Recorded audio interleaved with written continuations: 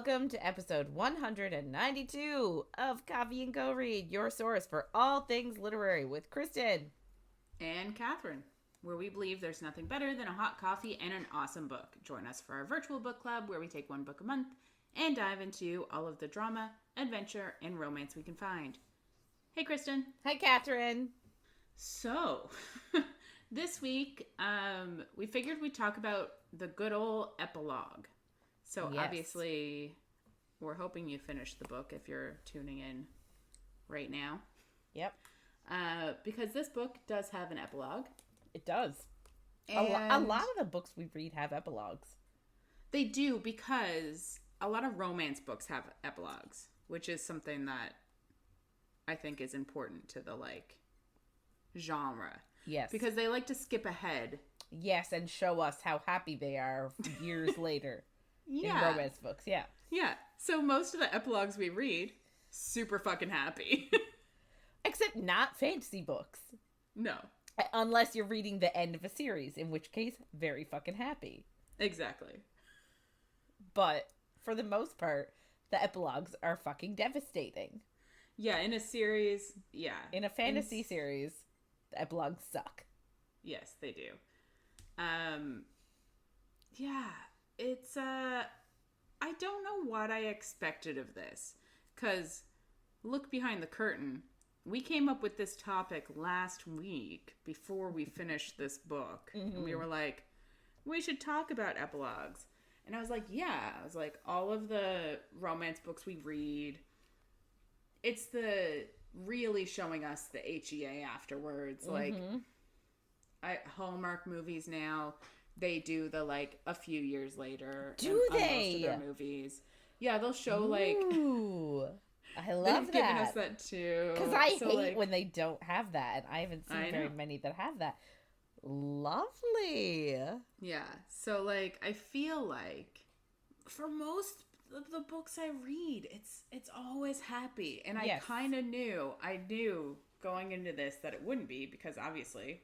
It's a 5-book series. It is a fucking 5-book series, guys. I don't know. I feel like I don't think we mentioned it. I almost feel like we need to go through and do a little click count. How many times do we remind people this is a 5-book series? Yeah. It's a 5. Did you know? Did you know it was a 5-book series? Listen, I'm reminding myself. FYI, it's a 5-book series. Yeah. But yeah, so we knew that it was going to be obviously it wasn't going to end super happy.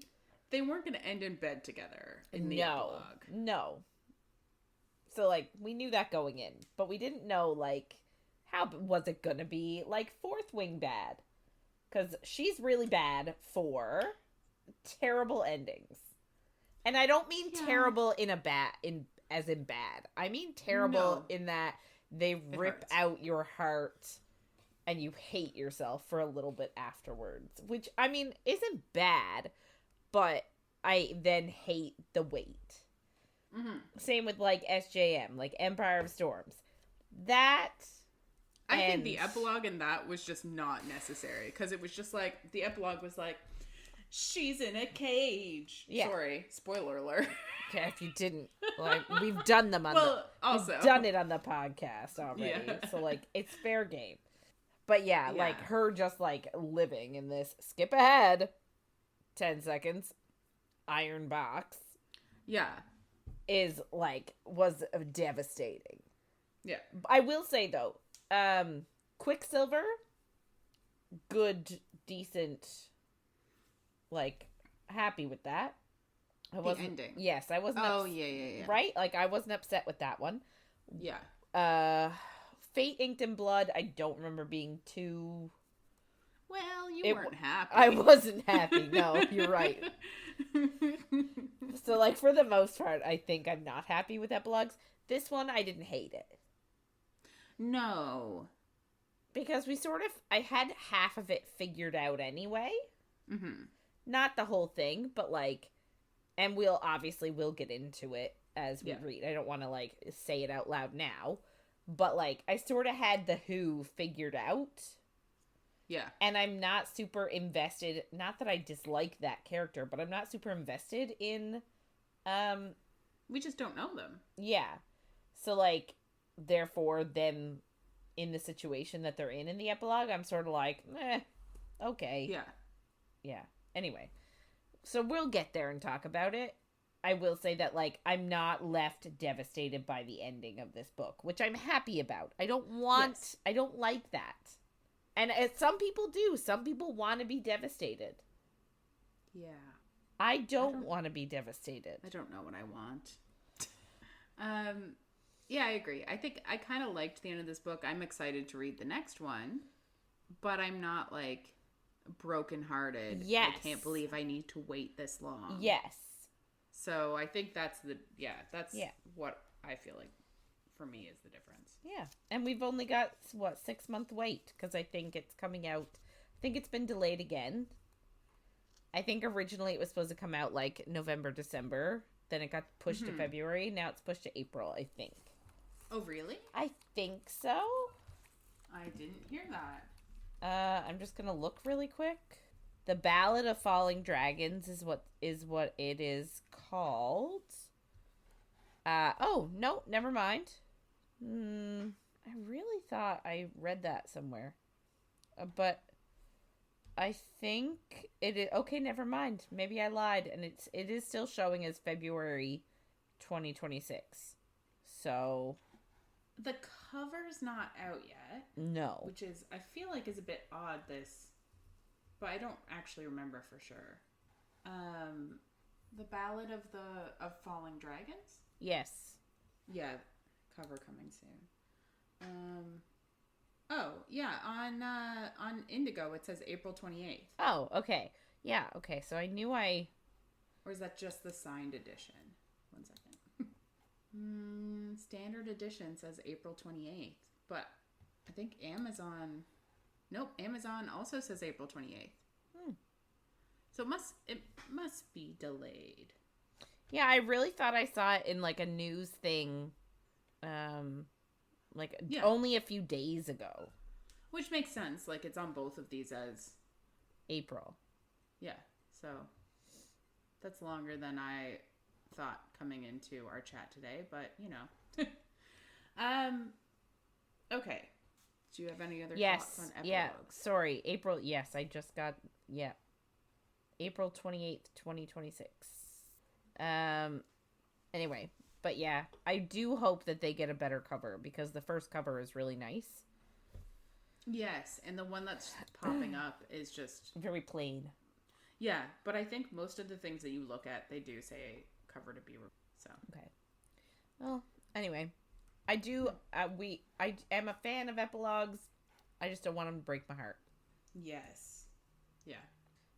Which is what we can say about most things. Yes, it is what we can say about most things because I don't want anything to break my heart. Like, just let me live a happy life.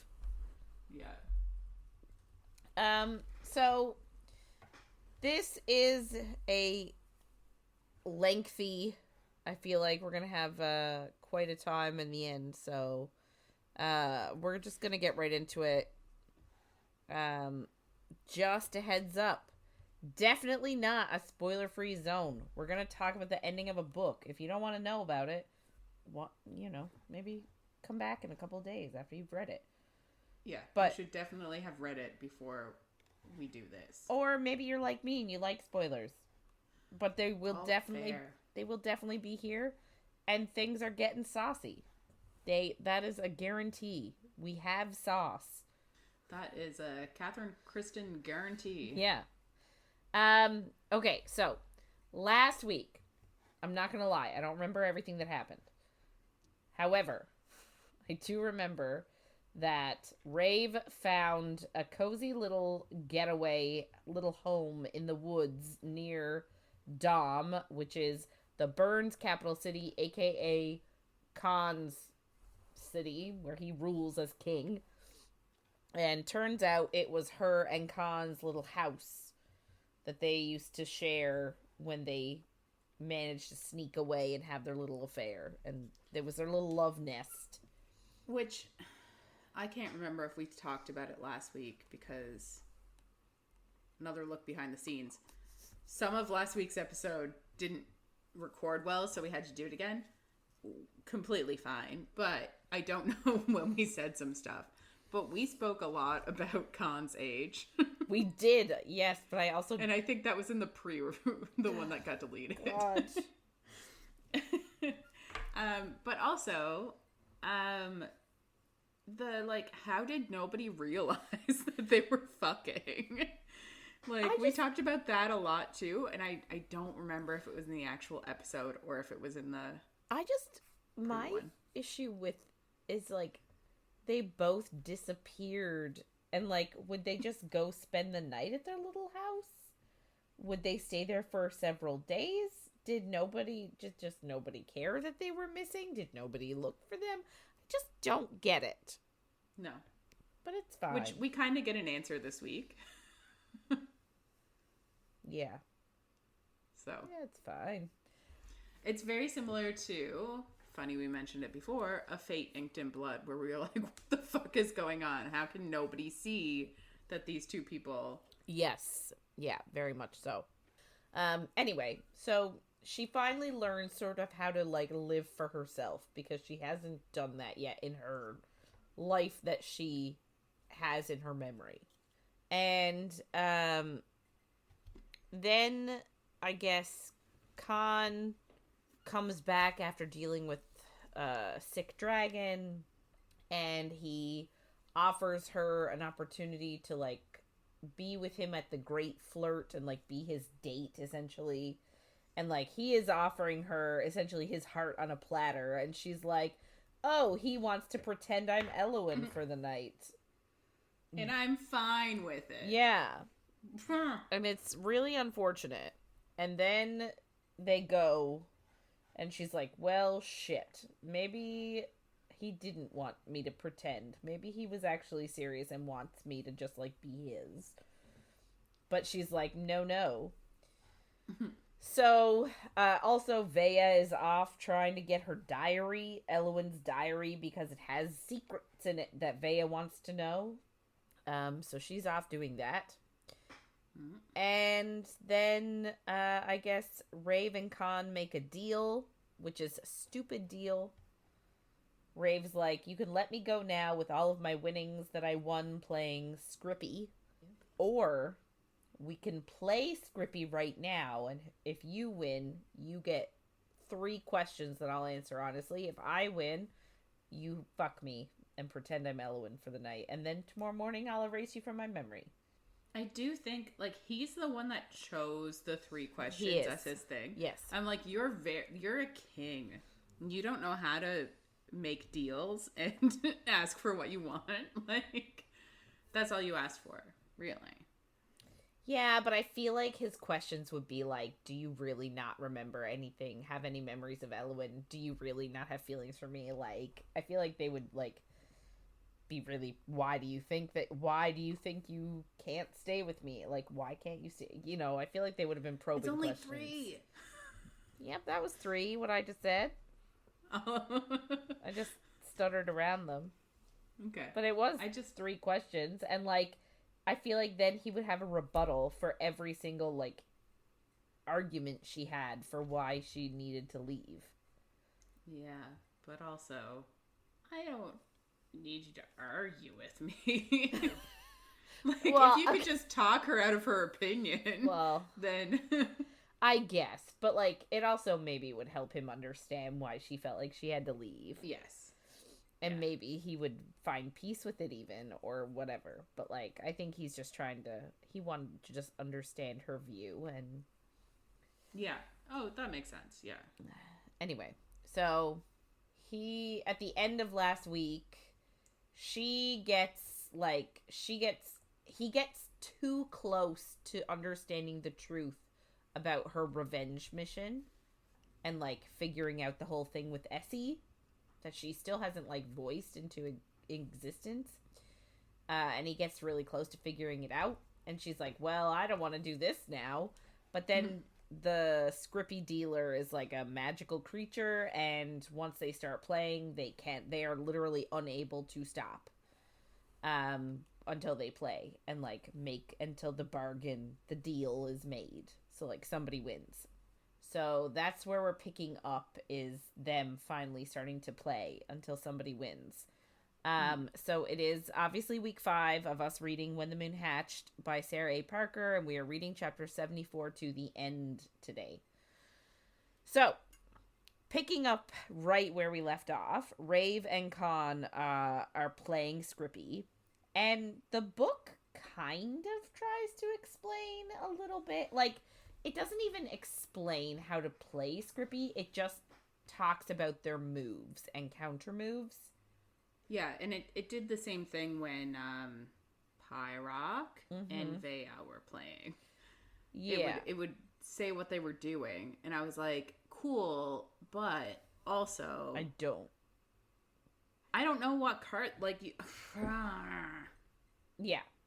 Yeah. Because, like, it seems like they had to first, like, draw and discard cards in a specific way in order to make a hand. And when they thought they had a good hand, then they would say Scrippy. And then they had to stick with the cards in their hand, and then they would play them against each other. And, like, the better card that laid at a specific time would win. Is the vibe I'm getting from it. However, I didn't understand it. So I'm not even going to try and discuss their moves. I'm just gonna breeze past that in my synopsis. Google seems to think it's like crib. I don't know how to play crib either. I do. I don't see the similarities, though. All right. Well, that's cribbage. Is that the one with the little board and you gotta move your peg around? Yeah, exactly. Oh, I knew that. That's as far as I got. But that's nothing like what you're talking about. Anyway, got it's fine. nothing. Everything's fine. Anyway, so I'm skipping them playing their cards.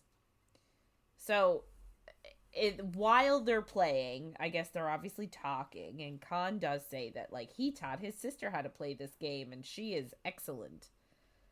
And sort of insinuating, because she's like, he's better than she is. Yeah. He's better than Vea. Yeah. Because Vea did win against Pyrock. Yes.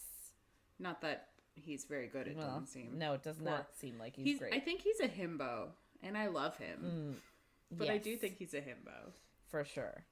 But yeah, so then, like, I guess Raeve is like, oh, has she, like, has she ever beaten you? And he's like, no, not once. Like, she's excellent, and she hasn't beaten me once. So, like, he's got to be a master. And then... I'm like, did he just stop playing against her once she got good? I don't know. Because then he's like, unless you were playing Scrippy with Slatra in the sky, I have an eon of playing on you. And I'm like, isn't an eon 1,000 years? Maybe he's just exaggerating. Like, dude, understand your time jumps.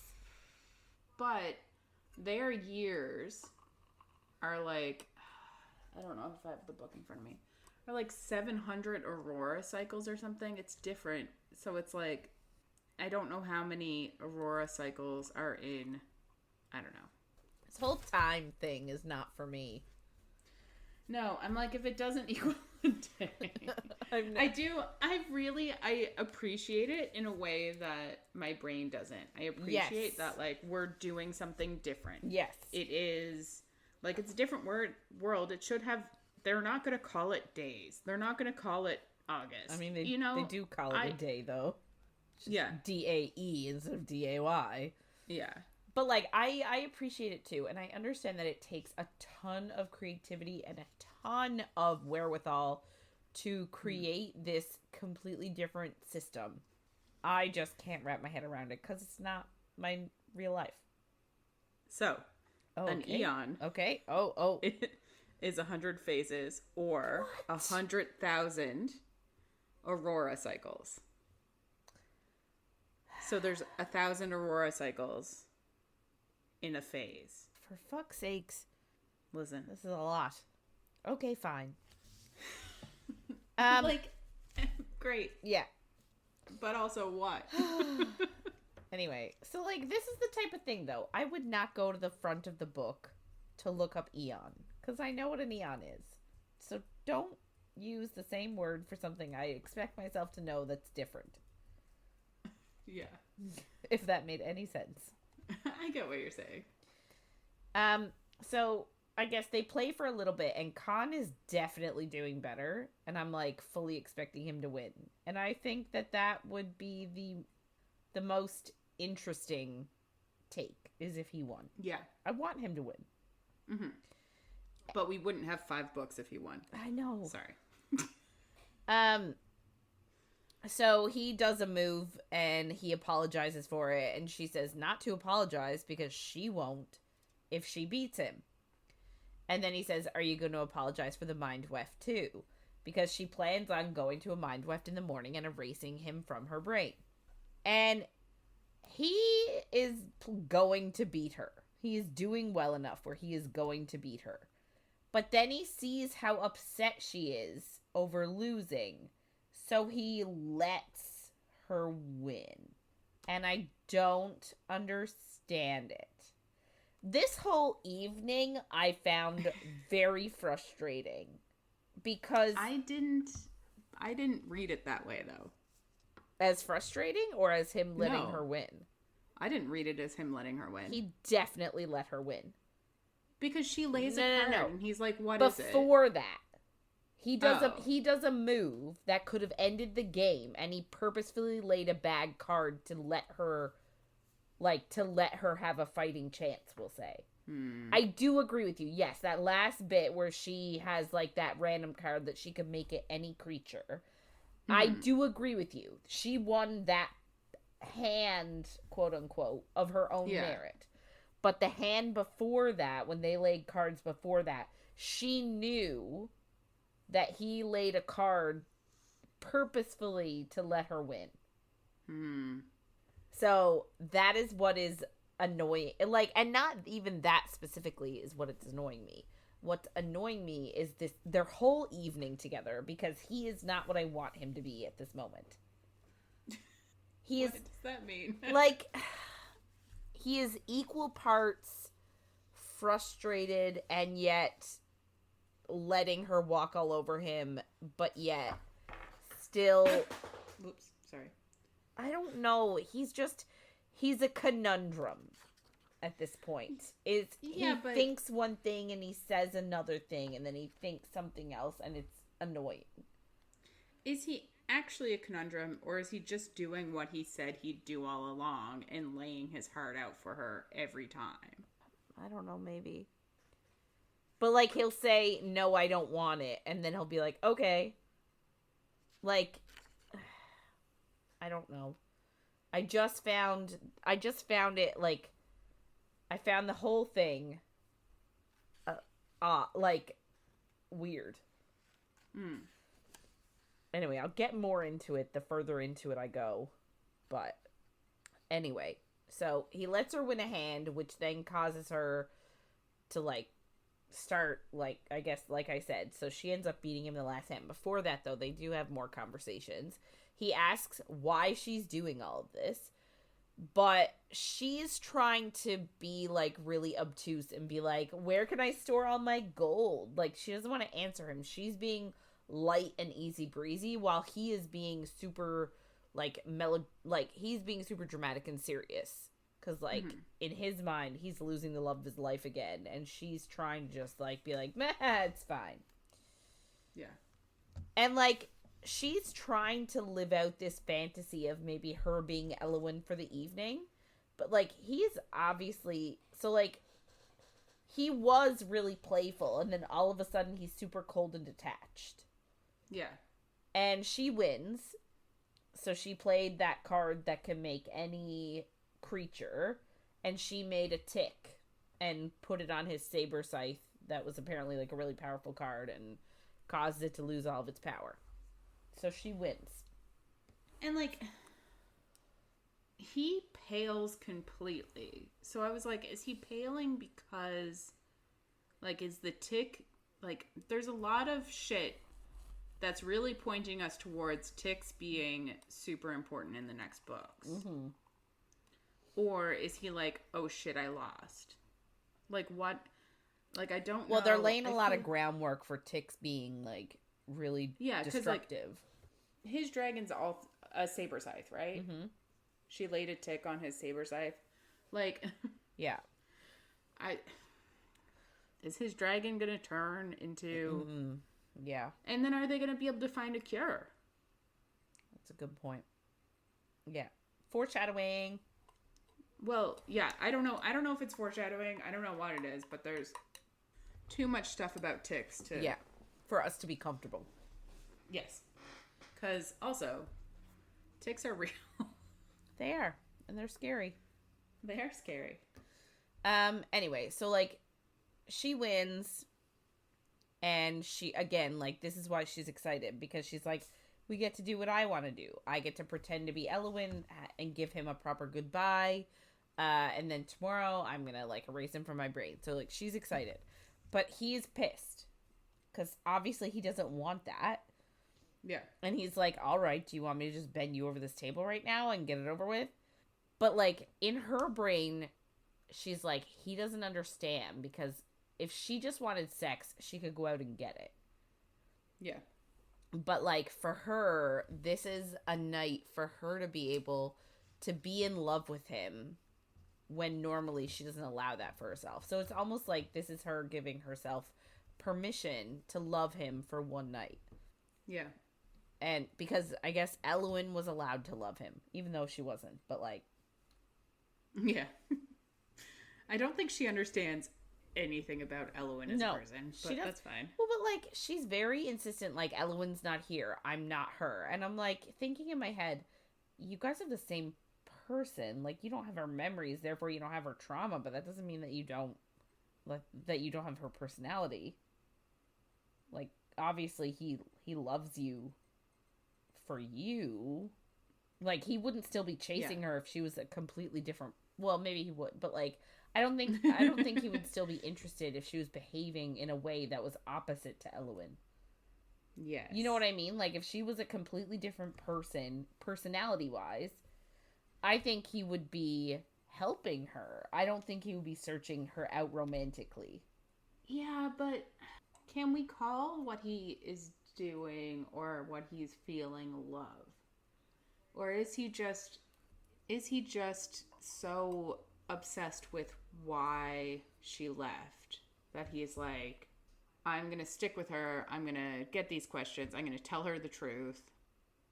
I don't know. So that, you know what I mean? I do know what you mean. And I don't have an answer. I wish I did. I honestly didn't think of it till right now. So I didn't even know I had a question. Yeah, no, it's valid. But, like, again, I feel like if she didn't remind him of the love of his life, if she was a completely different person, I don't think we would be having this. I don't think he would be acting the same. But do you think he just loves his quote-unquote niece so much? No. No? I mean, yes, I do think he loves his quote-unquote niece, but I don't think that's why he's still chasing her. Okay. I think it's a nice side benefit. Yeah. Anyway. Fair enough. Yeah. Anyway, so, like, she thinks that she wants to give him the goodbye he never got, but deserves. And she's thinking she can pretend to be, like, soft and warm, even though she isn't worthy. But she wants to pretend that she can be. So, like, it's completely all about she's trying to give him what he deserves, even though it's not her. Yeah. And it's also it's frustrating when you know that the two main characters both think that they're not worthy of the other character, and you just want to, like, smash their heads together. Mm-hmm. You're like, guys, come on. Oh, it's brutal. So then she, like, compares him to being a weed in her head that she needs to cut out through this, like, mind weft guy. Funny. But then she's like, actually, he's not a weed. He's a lush forest that's strong and beautiful.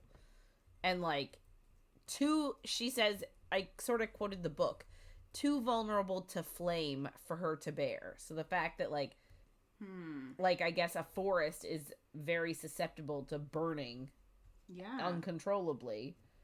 And so she's like, oh, he is too flammable for her to be near, for her to trust. I'm assuming it just means too vulnerable. Like she's saying he's too vulnerable. But she's also using fire, like, that fire imagery, which keeps coming back. Yes. So like then she wishes that he would remove her from his head as well and like move on to find happiness with someone else worthy and say goodbye to the female she used to be. So she almost wants him to move on. So she goes to him and asks him to dance. And I'm like, I hate that she's trying to keep it light and easy breezy. Like, she's literally thinking all of this stuff in her head. And she knows that he is hurting. And yet she's like, come dance with me. Let's party. And I'm like, girl, you know you are hurting him.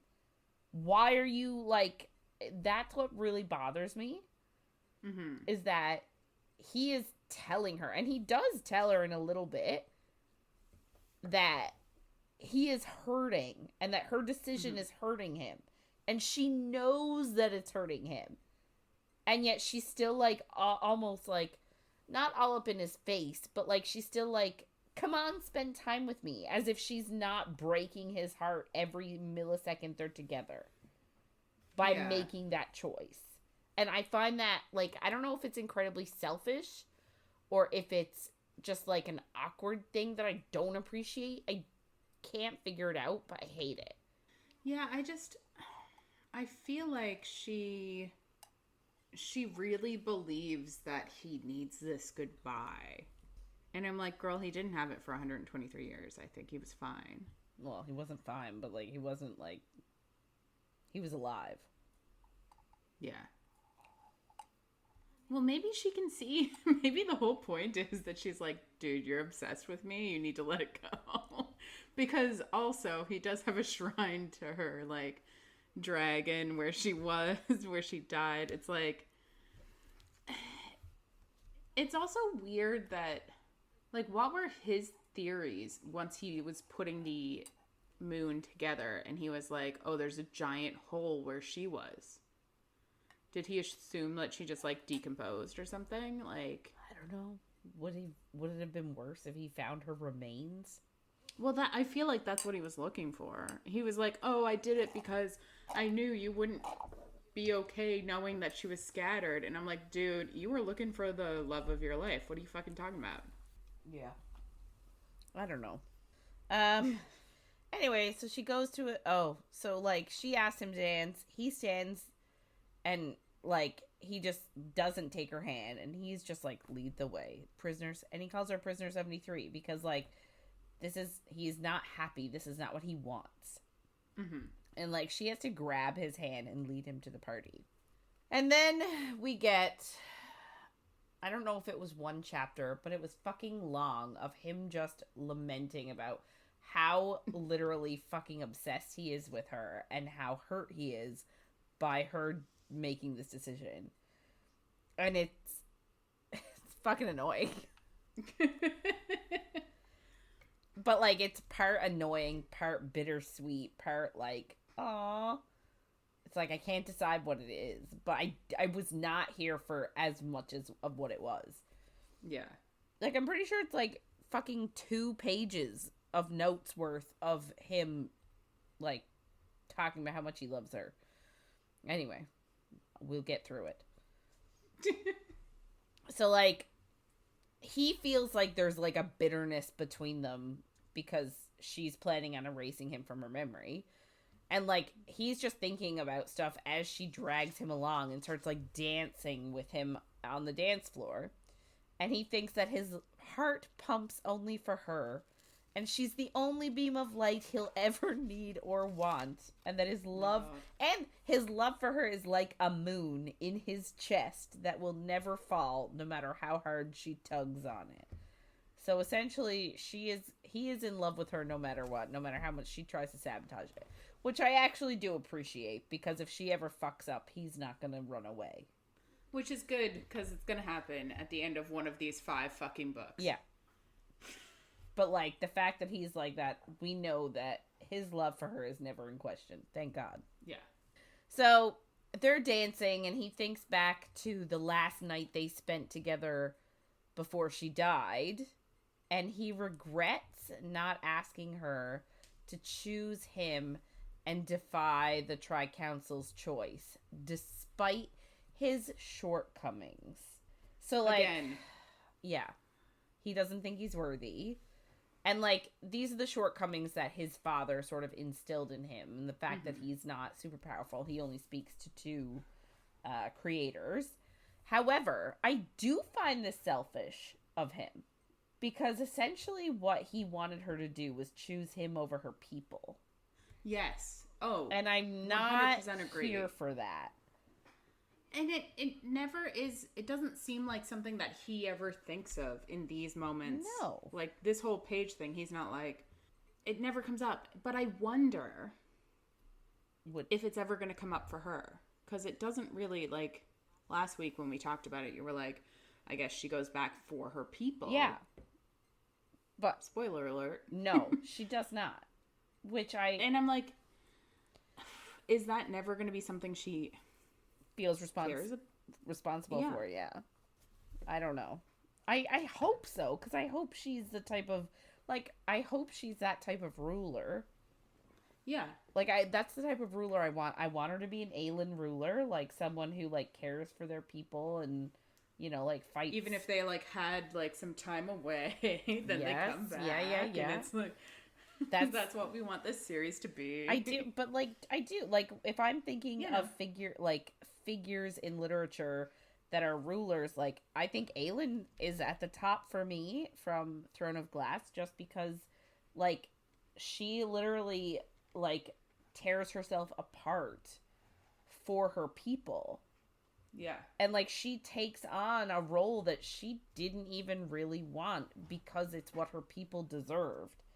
So, yes. Like, you know, I think there is a certain amount of selflessness that you need as a ruler of that nature, like a king or a queen or whatever, because you are ruling and you are taking on all that responsibility to make your people happy and to give them a better life.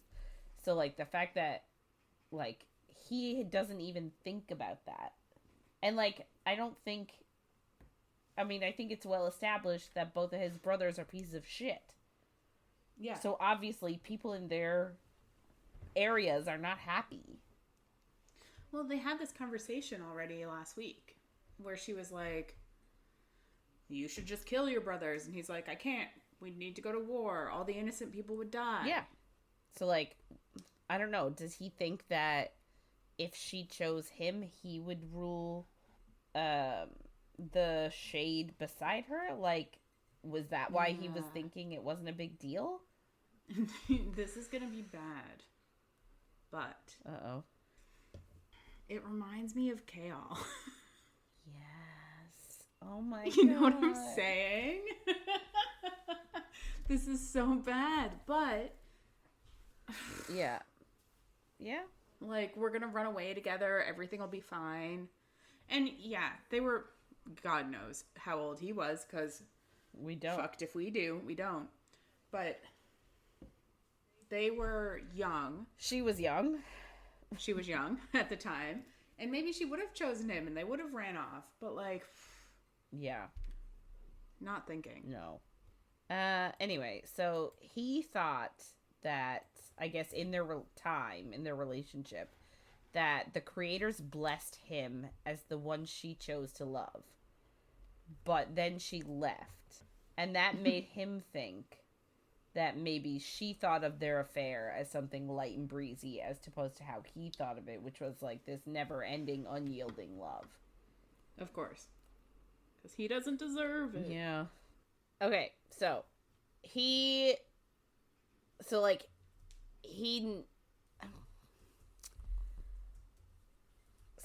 guess that his thought was that Elluin thought their relationship was light and breezy. But now he can see that maybe she does have, like, all the feels for him. But that he knows, like, she thinks she doesn't deserve this happiness. And that if she lets him in, something bad will happen. Which, I mean, is true. That's exactly what she thinks. Yeah. But, like, what she doesn't understand is that her love bolsters him and strengthens him. which sort of reminds me of that movie Wimbledon, and it has Kirsten Dunst in it and Paul Bettany, and they're both tennis players. He's on the tail end of his career. She's sort of at the beginning of hers. She's like the up and comer, and they're playing Wimbledon, and they start an affair, and her dad is pissed and doesn't want it because he thinks it means she's losing focus over instead of tennis. Yeah. However, so I know I'm going off on a tangent, but I have a point. I'm sorry. So in the movie, the closer they get and like the more time they spend together and then they start having sex, he starts winning. So her love is bolstering him, sort of the way that Kaan is saying Elluin's love or Rave's love bolsters him, makes him better, strengthens him. So he starts winning. And he actually wins Wimbledon as like, he was like a wild card, 40-odd year old. Like it was a once in a lifetime thing for him to win. Yeah. However, they're having sex, and as he starts winning, she starts losing. Of course. And she misses out and does not win her Wimbledon.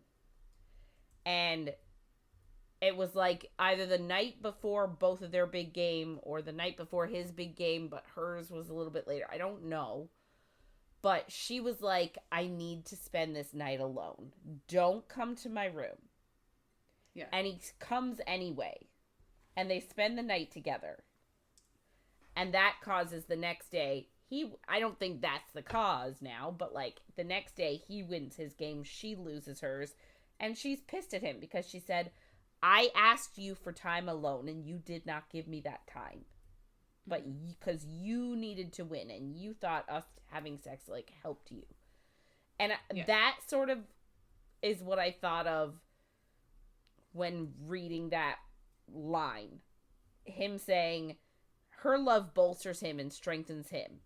And that with her love, nothing can hurt him. And I'm like, okay, what about her? Yeah. What is your, like, and I know that he helps her. I know that he saves her. I know that, like, she's not going to come to harm if he loves her. Like, I understand that. But just that ideal in your head, he's thinking about what her love does for him, not what his love does to her. Yeah. It 100%. really, like, it grinds my gears is what it does. So, are we at all worried that he's not going to be the actual love interest? No. Like, I think he is. I think over the 5 marks, he's going to grow. I hope so. Do you know what? I hope once he finds out the truth about why Elluin left and sort of realizes everything. Well, and also what Raeve went through and who did it. And, like, even though we are not 100% sure where this person came from, but clearly he's someone. Yeah. So, I'm hoping once he figures everything out, maybe it'll sort of, like, split his loyalties a little bit. In a good way. Like, it'll make him sort of divide his affections a little bit more. Anyway, so she's dancing around him, and he isn't really participating because he doesn't really want to participate in this goodbye to Elluin that Raeve has concocted. Even though a part of him does want to just, like, go along with whatever she says and does, just because she loves him, or he loves her, and he's just so hungry for any scrap that she tosses his way. That's not healthy, my guy. No. So, like, but then, again, he literally goes from being like, I don't really want to participate, and then her teasing him about it, and then he's like, all right, I'll tip you. And then they've got, like, their faces really close, and she's like, is this a bad idea? And he's like, yep, it is. And so she's like, I'm really sorry.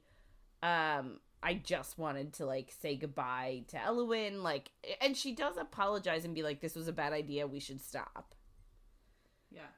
But so then he literally went from, I don't like this, to all of a sudden, it's like he says something and then he does something else because he's like, I don't like this. I don't want to participate in saying goodbye. And then all of a sudden he's dipping her and participating. Yeah. But then he thinks, and he's thinking, like, he doesn't want to say goodbye. He wants to learn who this person is now beneath their, like, hardened exterior. And she is thinking, shit, it's getting serious. Maybe I should leave. But then he's dancing with her and doesn't let her leave. And I'm like, dude, you were literally just like, I don't want to do this. But now he's like, actually. Yeah. So he thinks that he can see the fractures that she tries to hide and thinks that, like, she's just like Slatra, just as broken. And he wants to piece her back together. That's not a good thing. I mean, like, I appreciate that he wants to help her with her trauma, but it's also not up to him. Yeah.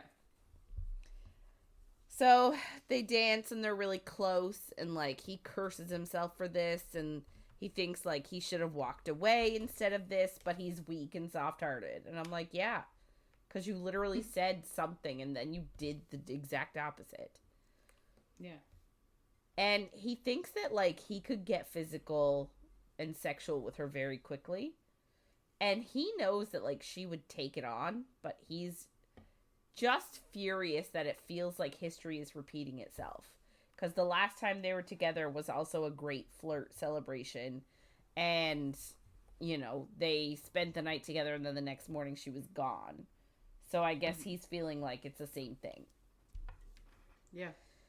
So then all of a sudden as they're dancing, two saber scythes are, like, sort of, getting it on. Yeah, they're kind of getting it on, but it's also, like, really aggressive. So they're, like, snapping at each other. And then, do you think it's, like, two males fighting over a female? No, I don't. Because I do think it said, like, one of them flies up back into the air, urging the other one to, like, chase. Like, yeah, it does say something along the lines of, like, it does seem to be male-female, like, pairing. The dance. Yeah. So they get really close to the ground and then they breathe fire at each other. And everyone sort of ducks, even though they are protected by this, like, invisible dome. But obviously it's still hot, I guess. So people are still like, ah! And what? Just So, like, obviously the fire is super hot, so you can feel the heat of the fire, even though it's not gonna burn anybody, I guess, the fire itself. Anyway, so the next thing he knows, the dragons are flying, like, back into the sky, but Raeve is no longer next to him. And he looks around, and she is, like, hiding behind a pillar from the dragons in this, like, beginning of a maze area. And he's shocked because he has never known her to hide from anything unless she has something to hide. And then, like, there's more flame, and then he sees her run even further into the maze. But, like, he did see something. So he sort of knows already, I don't know how, but maybe it's just from that one look, or maybe he sort of figured it out earlier, that he knows she's been marked by Dragon Flame, aka, like, all torn up about it. And he can also see that she is terrified. So he just follows her into the maze, and, like, he remembers back when he would chase Elluin through the jungle, and, like, they would laugh. But, like, this isn't funny for him because she is actually hiding something. And he's pissed about it. And he demands that she come out. And I'm like, dude, why are you making demands? Yeah. Like, if you know that she's traumatized about it, like, maybe don't force it. So she's like, so he, like, forces her to come out, and she's really demure and says, like, okay, I'll come out, but you need to close your eyes, because I guess the fires are still going above. So if she comes out, she'll be illuminated and he'll see all of her scars that only people with dragon sight can see. So she asks if he'll close his eyes first. So he does. And she comes out and she kisses him on his face, in various areas of his face. And she wants him to keep his eyes closed again because dragons keep blowing fire. And then she whispers to him to come find her beneath the moon. And she runs away. Further into the maze, I assume. And again, he is not in the mood to play. And he's like calling out to her, but then he tells her to sing for him and give him something to chase. So she sings the lullaby that her parents sang her, and that him and her sort of bonded over all those years ago. Mm-hmm. And so she is singing, and he is chasing her through the maze, and apparently her voice is beautiful. Of course it is. Yeah. Which we sort of knew from the beginning of the book anyway. And I guess, like, after so long of chasing, they end up lying down on, like, a dragon platform. I don't know how they got there, but they did. And they're laying down and they're looking up at the moons. And they're looking at one specific one. And I guess Raeve says that she likes it because it reminds her of the wonky one that she can see from her window. And he asks her if she wants to know why she likes that one. And she says no. So it's Hadrian's moon, so, like, she likes it because it's her brother. Yeah. But she doesn't want to know. So she cuddles into him and he tells her, this is when he vocalizes and said that this hurts.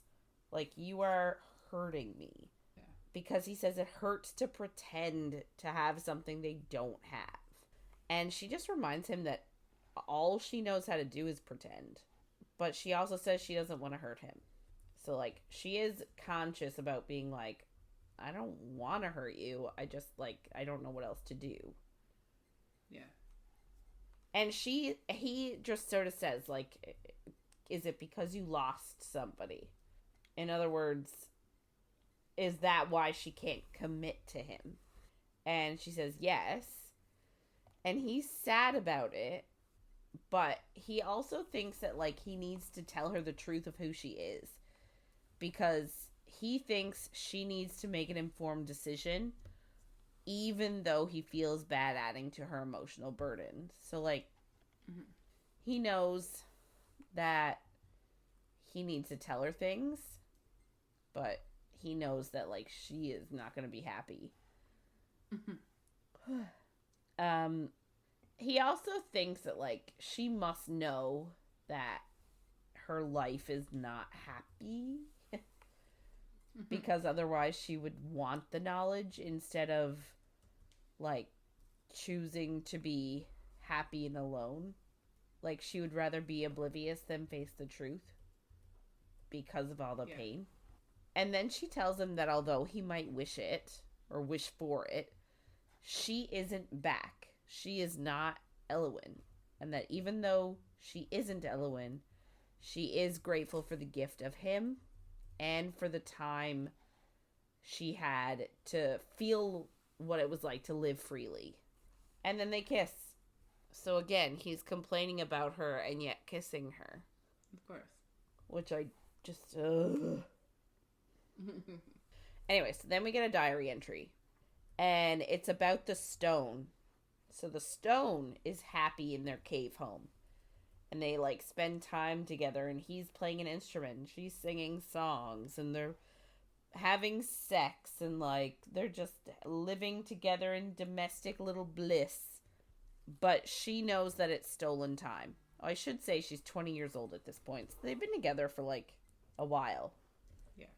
And then it's funny because it's, like, it's like a flashback, but then it's a flashback within a flashback. Because then she thinks about when he gave her his Malmer. And that he went and got a scale from Ara, the great silver saber scythe, to carve the pale half, like the moon plume half. And apparently, he had a dream from that dragon, from Ara, saying that if he didn't get a scale, he didn't deserve their love. But it's fun because, was it last week that the trio of him, Pyrock, and the other guy, whose name I can't remember, Grim. but he's going to get Grim. Yeah, Grim is going to get an egg now from the silver one, and he was like, when I went, I almost lost my arm. And then in her diary entry, she was like, I haven't seen him in ages. And when he came back, she was like, he has a giant scar on his arm. Oh! So we can see when he actually did it in the diary entries. Oh, that's cute. I like it. Like it a lot. I did not pick up on that. So he, like, again, he offered her his Malmer and she took it. And she thinks that she pours all of her love into that Malmer, and she begs the creators to keep him safe. Since she has literally lost everyone she loves, and the thought of him losing him as well is like buckling for her. So like she is, even in the past, she's concerned for his safety. So then we go to Rave's point of view. Like, we get out of the diary and we're going to Raeve. So she wakes up in the cave house, and her and Kaan are just sleeping together. So we didn't get any of the party, essentially. Yeah, and I was like, was she drugged or something? Like, why is she, like, why does she not know what the fuck is going on? Well, so that's, so she remembers partying the night before, and she drank too much. But, like, she knows they didn't have sex or anything like that.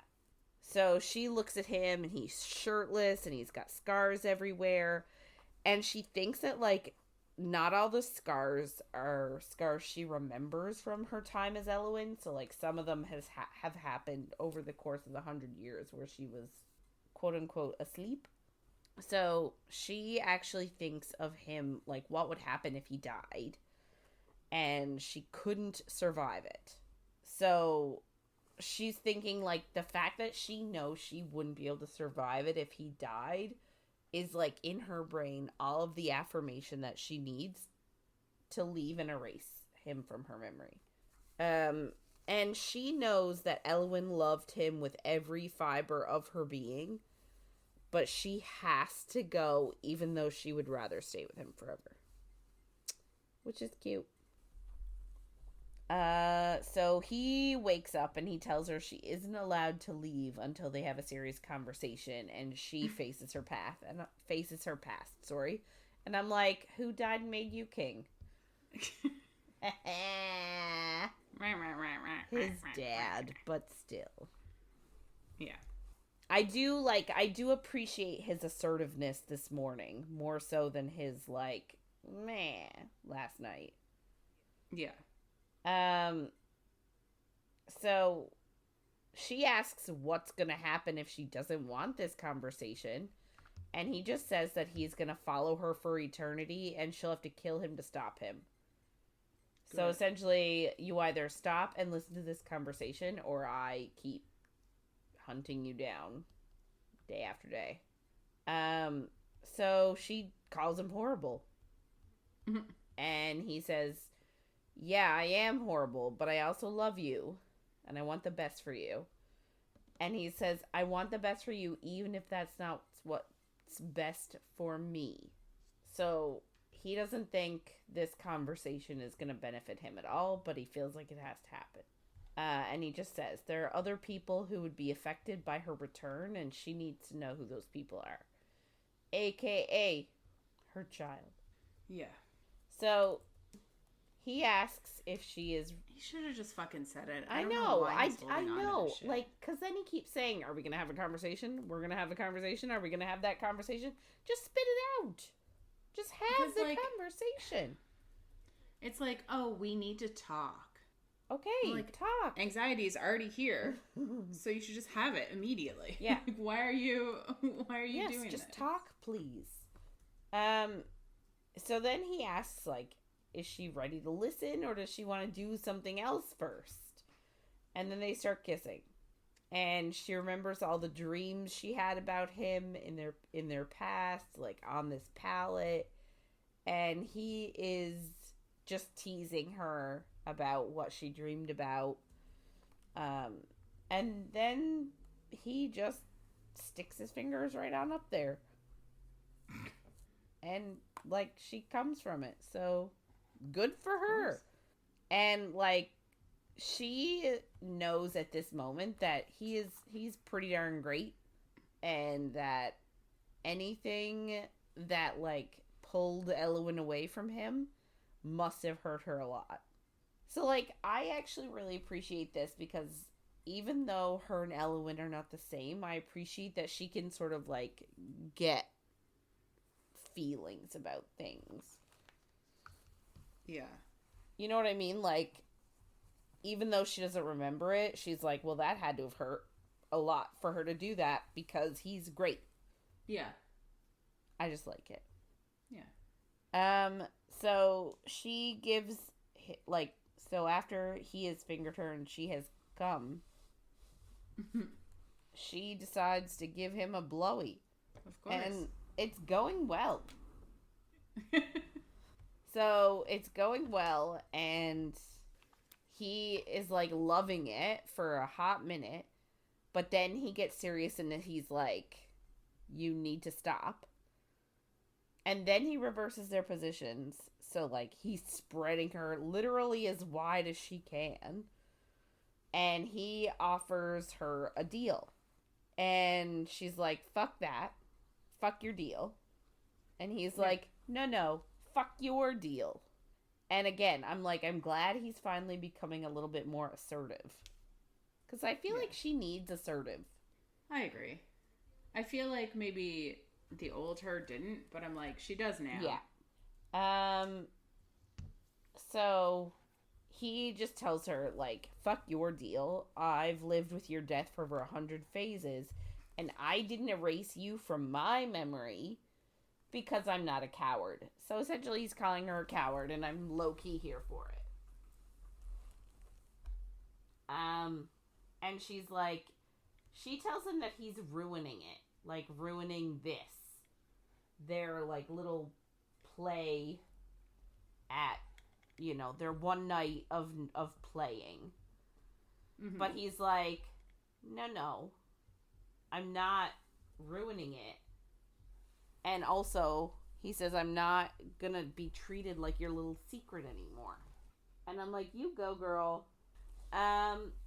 So yeah, so he says, like, I'm not your secret, I'm your truth. Mm-hmm.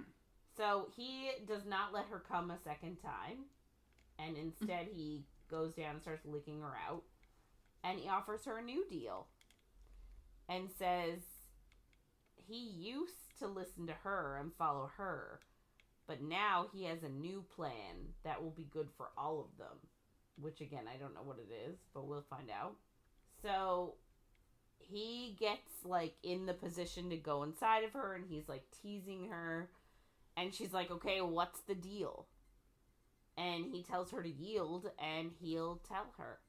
And, like, he's got her so worked up and wound like a top.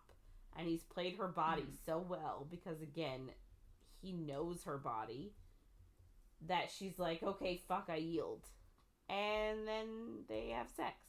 And apparently it's, like, really overwhelming for her because she was wound so fucking tight. And afterwards, he's like, you just agreed to not erasing me from your mind, and we're going to have a conversation, and it's going to hurt, and you're going to hate me, but there's somebody else out there that needs Raeve more than he does. And she is going to change their life more than she changed his. So he thinks that whoever is there, whoever needs Raeve the most is going to have their life changed by having Raeve in their life. Which, I mean, again, I feel like it's blatantly obvious that it's a child. Yeah. So she thinks this whole conversation reminds her of Nee, like the bird message thing, the lark. And she wonders if maybe Nee was with her on purpose after all. Yeah, which, we all thought all along. Yeah. And then he tells her that she isn't allowed to run away, essentially. And that's what she agreed to. So essentially, he just fucked her into submission. Mm-hmm. Don't love that. Yeah, it's not great. So we get another diary entry. And again, it just they were sprinkled in very sparsely. And now it's like, bam, diary entry. Bam, diary entry. And it also was like, oh, she's 8 years old for half the book. And oh, then she's 19 for the other half the book. But psych, now she's 20, almost 21. So she is I feel like they kind of did it because they knew we wouldn't care about Elluin until we knew who she was. So they were like, let's sprinkle them in. And then they were like, you know who she is? Bam! All of them. That's a good point. So the King of Ostern has finally returned. And I'm just like, has he literally just been gone for 3 years? Yeah, because he was helping his other helping son Tyra stage a coup control and take over Asteria or whatever it's called. The Shade. The Shade, yeah. Arithia, that's what it is. What did I say? Asteria. Asteria. What's Asteria? Interesting. Okay. Yeah. I have things in my brain that I don't even know about. So the king finally comes back with his twin sons who are dicks, obviously. And I guess Elluin is sort of she's forced back into those submissive roles that they created for women. I guess maybe she hasn't really been doing them very much because Kaan is a feminist. Well, yeah, but it does seem like it's more lax. He was essentially ruling in his father's place, and he didn't force her to wear a veil. But now that the king is back, he does like his girls in veils. So and silent, yeah. So they have a banquet, I guess, to celebrate their return, and she has to wear her veil at dinner, and she has to sit beside Tyroth, who is her intended. And she said that she had actually never met him before today, and their first meeting was him trying to shove her into a dark hallway and take advantage of her. Ugh. Which is I want to say not a great first impression. You want to say? Yeah. Maybe it's not the best idea. Yeah. But she got away by holding a dagger to his throat.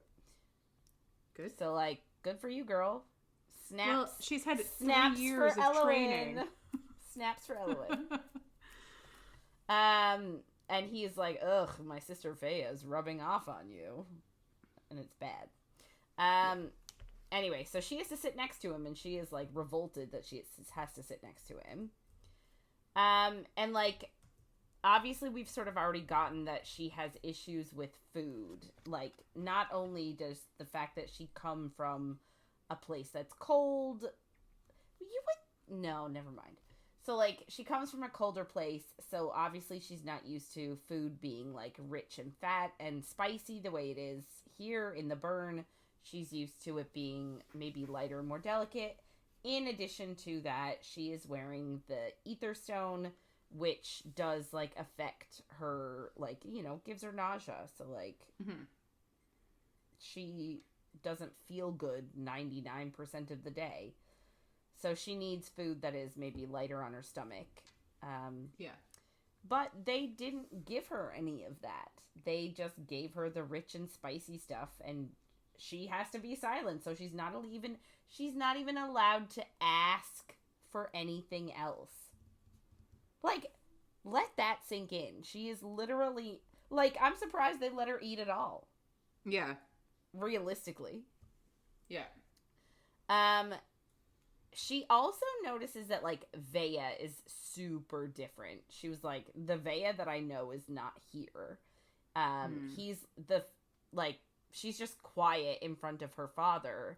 And her dad just, like, her pa literally degrades her and berates her consistently. And she just stands there and takes it. And, like, Elluin sees, like, tears sliding down her cheeks as she is silently listening to her dad spew hatred at her. And she is just, like, done. And she snaps. She rips the veil off of her face, gets on top of the table, walks down the table, grabs, like, a dish that she, like, actually can stomach and that she's been looking at and eyeing that she hasn't been able to ask for, brings it back to her seat, and just, like, smiles at the king. And then she eats with, like, terrible table manners just because she knows it's gonna piss the king off. And she even takes food from Tyroth's plate and tells him she assumes he doesn't mind because he's currently ruling her kingdom. And I'm like, yes, girl, get it. Yeah. Get it, that's good. Anyway, I guess, everyone, like, the Tyroth, the king of Ostern, and Caddick, they all are giving her death glares, obviously. And at the end of the dinner, the king announces that Kaan and Vea are going to be leaving after the Great Flirt. So that's why they were all there. So remember Kaan saying, at the last Great Flirt, I woke up and she was gone, and then she was dead. Yeah. So I think this is that moment. I think we also said that they kept having a relationship after she was married, because the timeline is weird to me. Yeah, I don't understand. It doesn't make sense, because he literally did say, she left me with a note after the Great Flirt, and then didn't he say the next night I saw her being taken? He must not have. Unless he saw something. He saw her being taken here. Like, did he? Oh, he had left? I thought and then she left. But the note. And I thought he said something about he saw her being, like, raised into the sky, or he saw her dead body being raised into the sky by her dragon or something. Well, maybe he didn't come back. Like, he might have gotten the note and then the next day, because maybe he didn't come back home for a while. 9 months. I can't gestation imagine. Period. I can't. But he leaves all the time to go to the, like.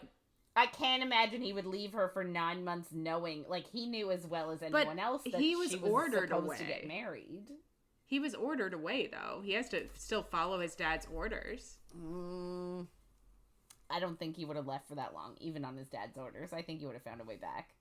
Then there's something wrong with the timeline. Yeah, I honestly do think there's something wrong with the timeline. Either that or, like, I'm reading it wrong. But anyway. So, later, her and Kaan, they meet up. They make love. She actually turns 21 in 30 days. And arrangements are currently being made for her wedding to Tyroth and her coronation as queen. And she says that they both know that they're on borrowed time, but they're trying to pretend that they're not. So it's sad. Yeah. So then we go to Rave's point of view. So, like, we sort of just left them, like, having some really intense sex, and then him being like, you agreed for sex that you were gonna stay, and you were gonna, like, hear me out about who you are. And I feel like it's not a great, like, deal. Like, is there something wrong with me that, like, if I was so vehemently opposed to something, I don't think sex would change my mind. I don't think so either. But are we, like, I don't know. Are we supposed to be like, they're so in love? I don't know. Like, they want each other so badly. Like, I don't know. I don't know. I'm not crazy about him manipulating her through sex. Yeah, no, I don't love it. At all. But even though I do want her to know who she is, I also want her to have the choice. And, like, the fact that he's, like, that he was, like, legit manipulating her through sex is sort of like, Yeah. I guess the only good part is he doesn't go through with it. No. I guess. But it's still like, bruh. Yeah. You're not going to make her want to know. No. And like, I don't know. But they just love each other. They can't get enough of each other. Don't love that. No, I do. I do love that they love each other. But like, I don't love that like, that it's like permissive that they can do shit to each other because they love each other. You know what I'm saying? Yeah. Anyway. That's not a thing. There's now laws that yeah, it is rape if your spouse doesn't want it. So yeah. Well, now to be fair, I think it's obviously it's not that far, but it's manipulation. You know, like she really does want it, almost too much, I would say. But it's sort of that's why she is in this predicament, because she wanted the sex so much that she agreed to something that she didn't want. So yeah. Anyway, so Kaan is like making her breakfast at this point, and she's like annoyed because he is picking all the things that she likes. And in my brain, I'm like, you've literally been living in this little hutch for like, this little house for like maybe a month. Like, shouldn't everything in the house be stuff that you like? Why would you have stuff in there that you don't like? You're the only one living there. Well, did he like get up early and forage for her? He definitely did a little bit, but she did have some stuff in the house anyway. Yeah. Anyway, but yeah, so he's like picking out all the stuff that she likes, and she's like, ugh, I don't like that he knows me so well. Yeah. Well, I would be annoyed that somebody knew me better than I knew. But like, I mean, I think she knows what she likes too. She knows the food. Yeah, but she had to like relearn it all, and like I don't even know how long she was in the cages that she was in. Yeah, that's so I'm like, true. when, like, how long has she actually been free and able to like try this food? And is this food even available in? That's a good point, in the Fade. So I'm like, no, I'd be annoyed that I had to figure it out by like going out and trying shit, and he's just like, yeah, I get it. But also, that's ridiculous. It's fine. We're both silly, me and her. No, it's fine. So like she's thinking that like last night was supposed to be a goodbye because she doesn't do relationships or love. And he asks if she's ready for their conversation, but she snaps at him. And then he's like, do you want to fight or do you want to fuck about it? Because obviously, like, I know you're pissed, but we're still having the conversation. And she's like, I haven't decided. Fair. So, like, she doesn't think she can do this and, like, stay here and just have sex with him all the time. And she likens it to paradise. So, like, she does want to do it. But, like, she feels like if she were to do that, something bad would happen. So, it's just, again, like, more of this, like, I don't deserve it stuff. So they sit and eat. And Kaan sends a lark, and she's like, who was that for? And he said, it's to Pyrock. And he was like, I told him to get the only mind weft in the city to a safe house. He was like, I love this. I do too!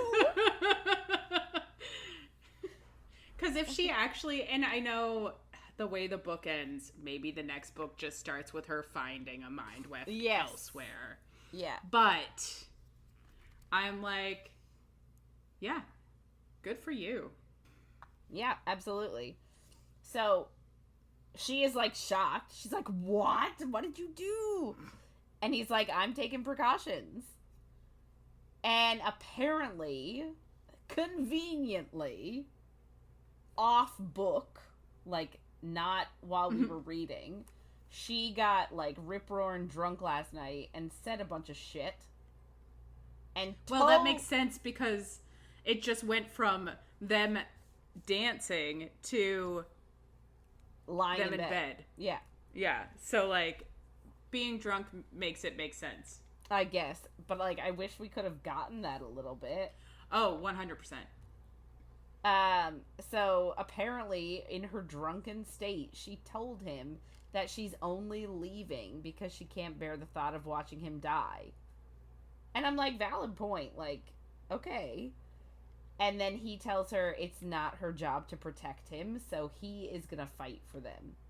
And I'm like, I do like it, but at the same time, respect her wishes. Yeah. I'm like, if you're saying that she needs to know things before she can leave because of reasons bigger than the both of you, then maybe you should tell her. Yes. Without being like, do you want to fuck or fight about it? Yeah, just tell her. Like, just fucking tell her. Yeah. Like, we know what it is now. There's so many times that he should have told her. Yes. It's stupid. Yes, the it end. is. Yeah. So she tells him that she wants revenge.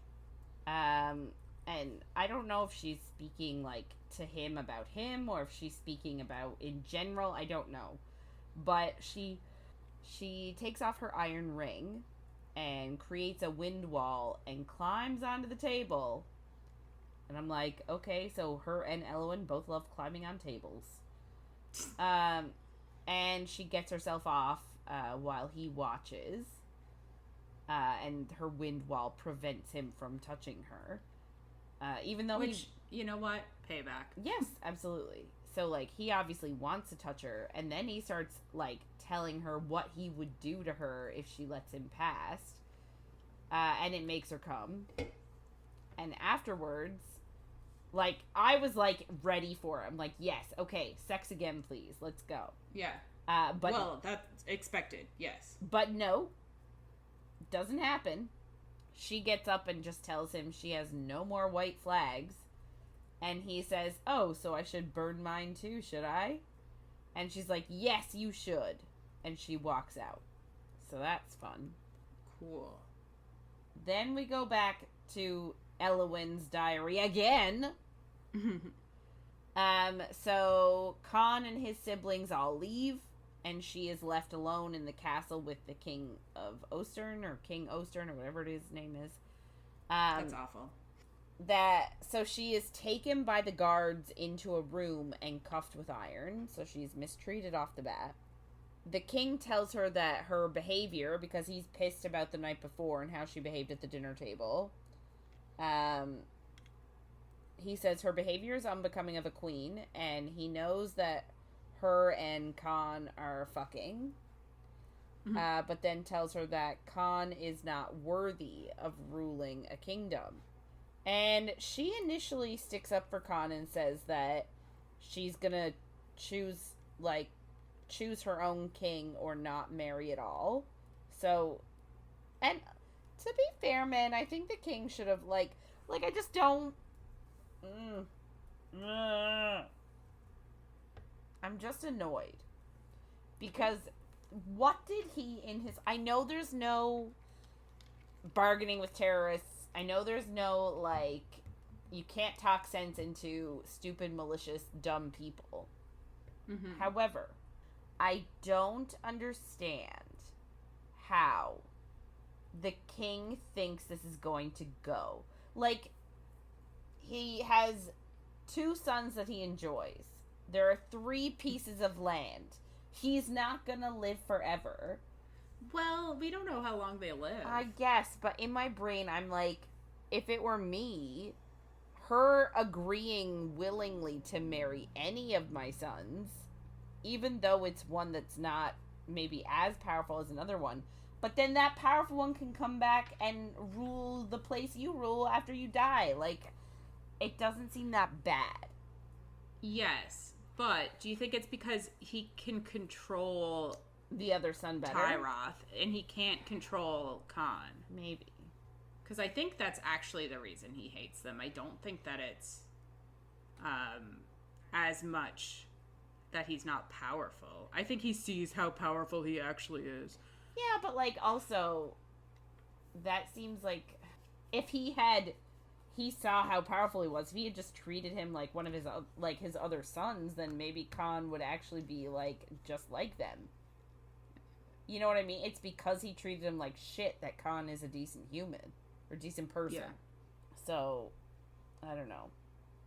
So... I guess, but he didn't really know how powerful he was until he was older, and he had already done the damage. And he was like, well, I'll raise the next kids better. True story. Because I think Kaan is... I think it literally goes like Kaan, Vea, then the twins. No, I don't think so, because Vea's mom died in childbirth. I know. Well, the family tree in the back is very misleading. Is it?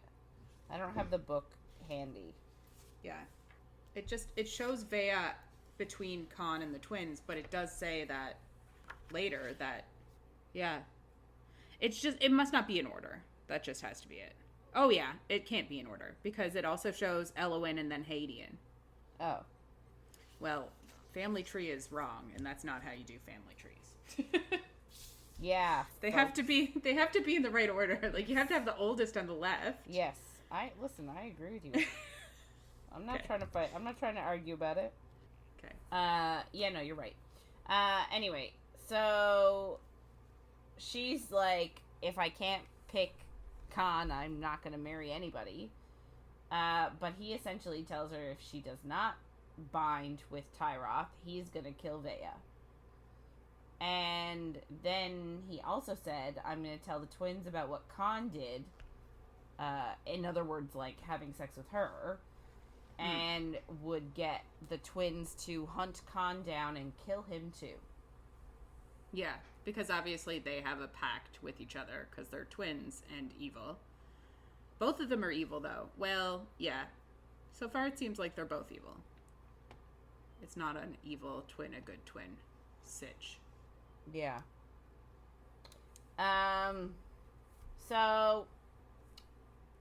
he tells her on the other side, he's like, however, if you leave in the morning to get ready for the wedding, he says he would arrange safe passage for Slatra back to Erythia.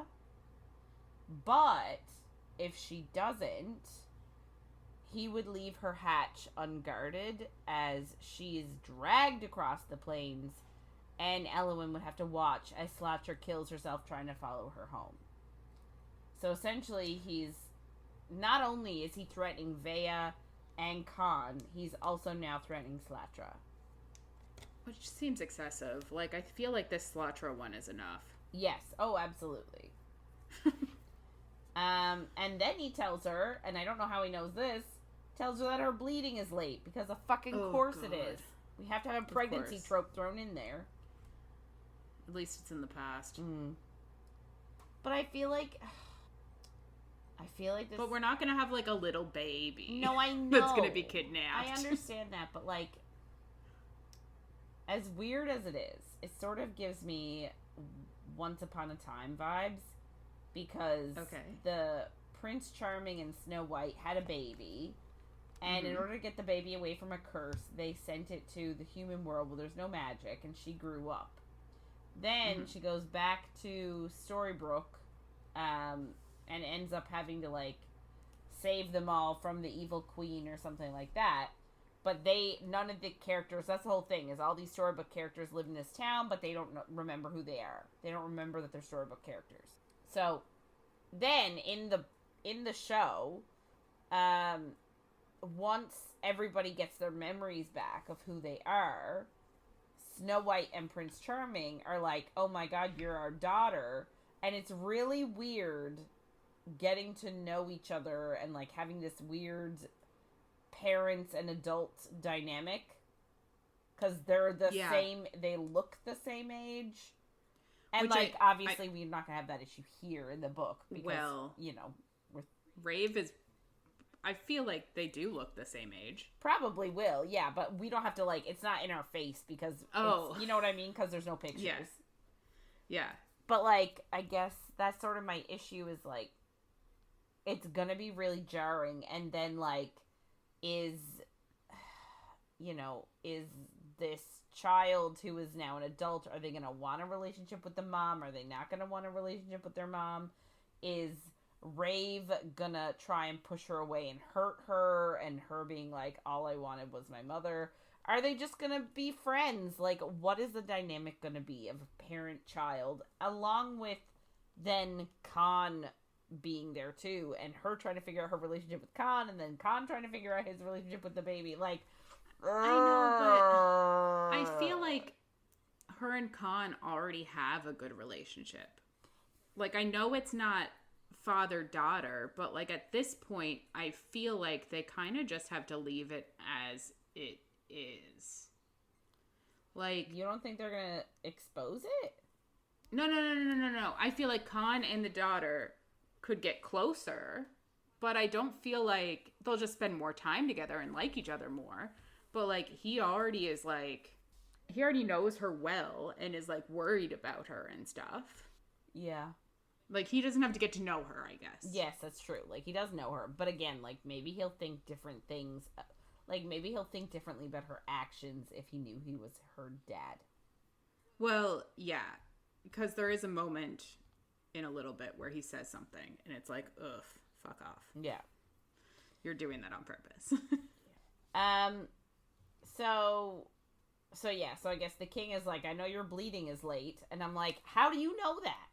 Legit. Yeah. How do you know that? She doesn't even know that.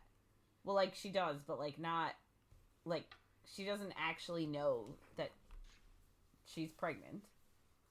No. And neither really does he. Like, sometimes it's just fucking late, my guy. Yeah. Sometimes it's just a few days off. Give it a rest. Yeah. But he does say that this, like, for her to say yes and go with Tyroth is the only way for her baby to have a life. Because if Tyroth doesn't think that the baby is his,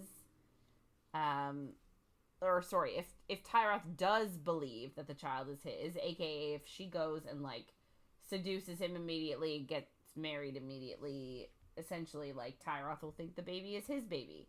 And he'll give that baby a life. And if not, if he doesn't think the baby is his, then both Tyroth and Caddick would hunt both Kaan and Elluin down to the ends of the earth for their dishonor. And one assumes also kill the baby. Yeah. Unless they're running, like if they're running with it. Yeah, but if they're being hunted, the baby's also being hunted. Yeah. We're implying that the baby... He's almost threatening the baby here. And I'm like, haven't you threatened everybody else? So she thinks, like, maybe she's not meant for being happy, and maybe that this is the trade-off for finding a love like her parents had. Where does Raeve get her ideas from? Yeah, don't know. For sure, don't know. But then she thinks, like, this is her curse. Is essentially not being happy is her curse. So we go to Rave's point of view, and I think she's dreaming, but, like, again, I don't really know. Like, is she just having a memory or a vision or something? I think it's a dream. I think they're asleep. But, like, so what? She just walked out of the house and then, like, the whole day passes? Because, like, it was, like, they were arguing in the like, that this, he was like, it's not even Aurora rise yet. In other words, it was still dark. Like, it's so early, it was like 3-4 o'clock in the morning in my brain. Yeah, so she might have come back and then they had a nap. We're gonna fight and then we're just gonna go to bed like nothing ever happened. It's so weird. So weird. Anyway, so she is dreaming and she is chained to a table and she is screaming as fire trails along her body. And the Scavenger King is painting her body in blisters and flame. And he tells her that he knows it hurts, but pain hardens her. And then he calls her Firelark. And he says it makes her exhilarating to watch in the pits, and his coffers love it. And at this point, I was like, I wonder what the pits are and what he makes her do in there. And she's just thinking to herself that she would like to make him hurt. And that Fallon has been teaching her things. and she wants the two of them to escape. And then he tells her that soon he is going to wear the bronze crown, and then she won't hurt anymore, and she'll be sitting beside him. But obviously she doesn't want to, because he is a sadistic bastard. Yeah, he's burning the shit out of her right now. Yeah, he's literally torturing her. So then he asks why she doesn't speak. And, like, I'm guessing that, like, throughout all of this torture, she doesn't say anything. I don't know if she makes noises, but, like pain noises, but she doesn't speak to him. Yeah. And he says maybe if he hurts Fallon, she'll speak. And that does get her to speak. And she says, like, if you hurt her, I will tear you inside out. And that makes him happy. Because now he has the right motivation to get her to talk. And he uses fire on her leg, and it goes, like, right down into the muscle. And she knows that the flesh thread will have to heal her again before she is due back in the pits. Then she hears, like, Raeve, the name Raeve, repeated over and over again. And her eyes open, and it's Kaan. And he's on top of her, waking her up. So I'm like, so they just went back to sleep. They didn't talk. Like, I don't understand at all the point. So she obviously is feeling, like, claustrophobic. She needs to get up. So she pushes him off and goes to leave. And he asks her what a fucking firelark is. And she just keeps walking until she reaches the river. And she's thinking that, like, she needs to scrub the dream off. But Kaan doesn't drop it. And he keeps asking her what happened, but she, like, refuses to talk about it. And he's like, well, I'm not dropping it, so you might as well, like, tell me. And I do think she was going to tell him at that point. Yeah, but I do think, like, with the name Firelark, I think he's going to figure it out. I can't imagine him not figuring it out. Like, well, I can't imagine him not knowing already, because other people know. Have heard the term Firelark. Yeah. Yeah. So she's sort of saved by a screech in the air. And then they look up, and it's two molten maws with riders, and they have white flags. And so I guess they can tell by the fact that they're riding molten maws and the armor they have on that they are emissaries from the Shade. So from Tyroth. I thought that they weren't sure who they were from. Doesn't really. So then they see that there's a moon plume with them.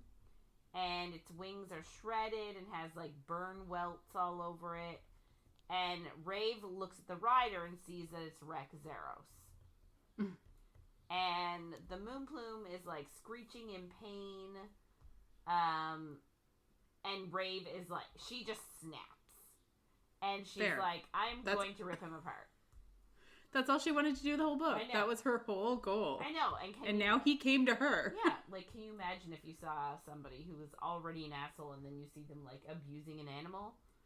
Yeah, exactly. It's like, well, yes, you do deserve to die. So she just runs back to the house and starts packing up weapons that she got from the Curly Quill. And she just thinks of, like, all the different ways she's gonna use the weapons on him. And she's just about to leave the house when a piece of the wall falls and blocks the exit. And, like, Kaan's like, what are you doing? And she's like, I'm hunting. And then she doesn't tell him, like, she doesn't tell him why it's important for her to kill Rekk Zharos. She just says, like, anyone who treats a creature like that deserves to die. And he's just like, I was literally just trying to, like, call out to you and talk to you, and you just were in a complete daze. Like, you were so focused on your revenge, you didn't even hear me. And then he tells her that, like, you can't go kill him. And all of us are collectively like, why? Yeah. What do you mean?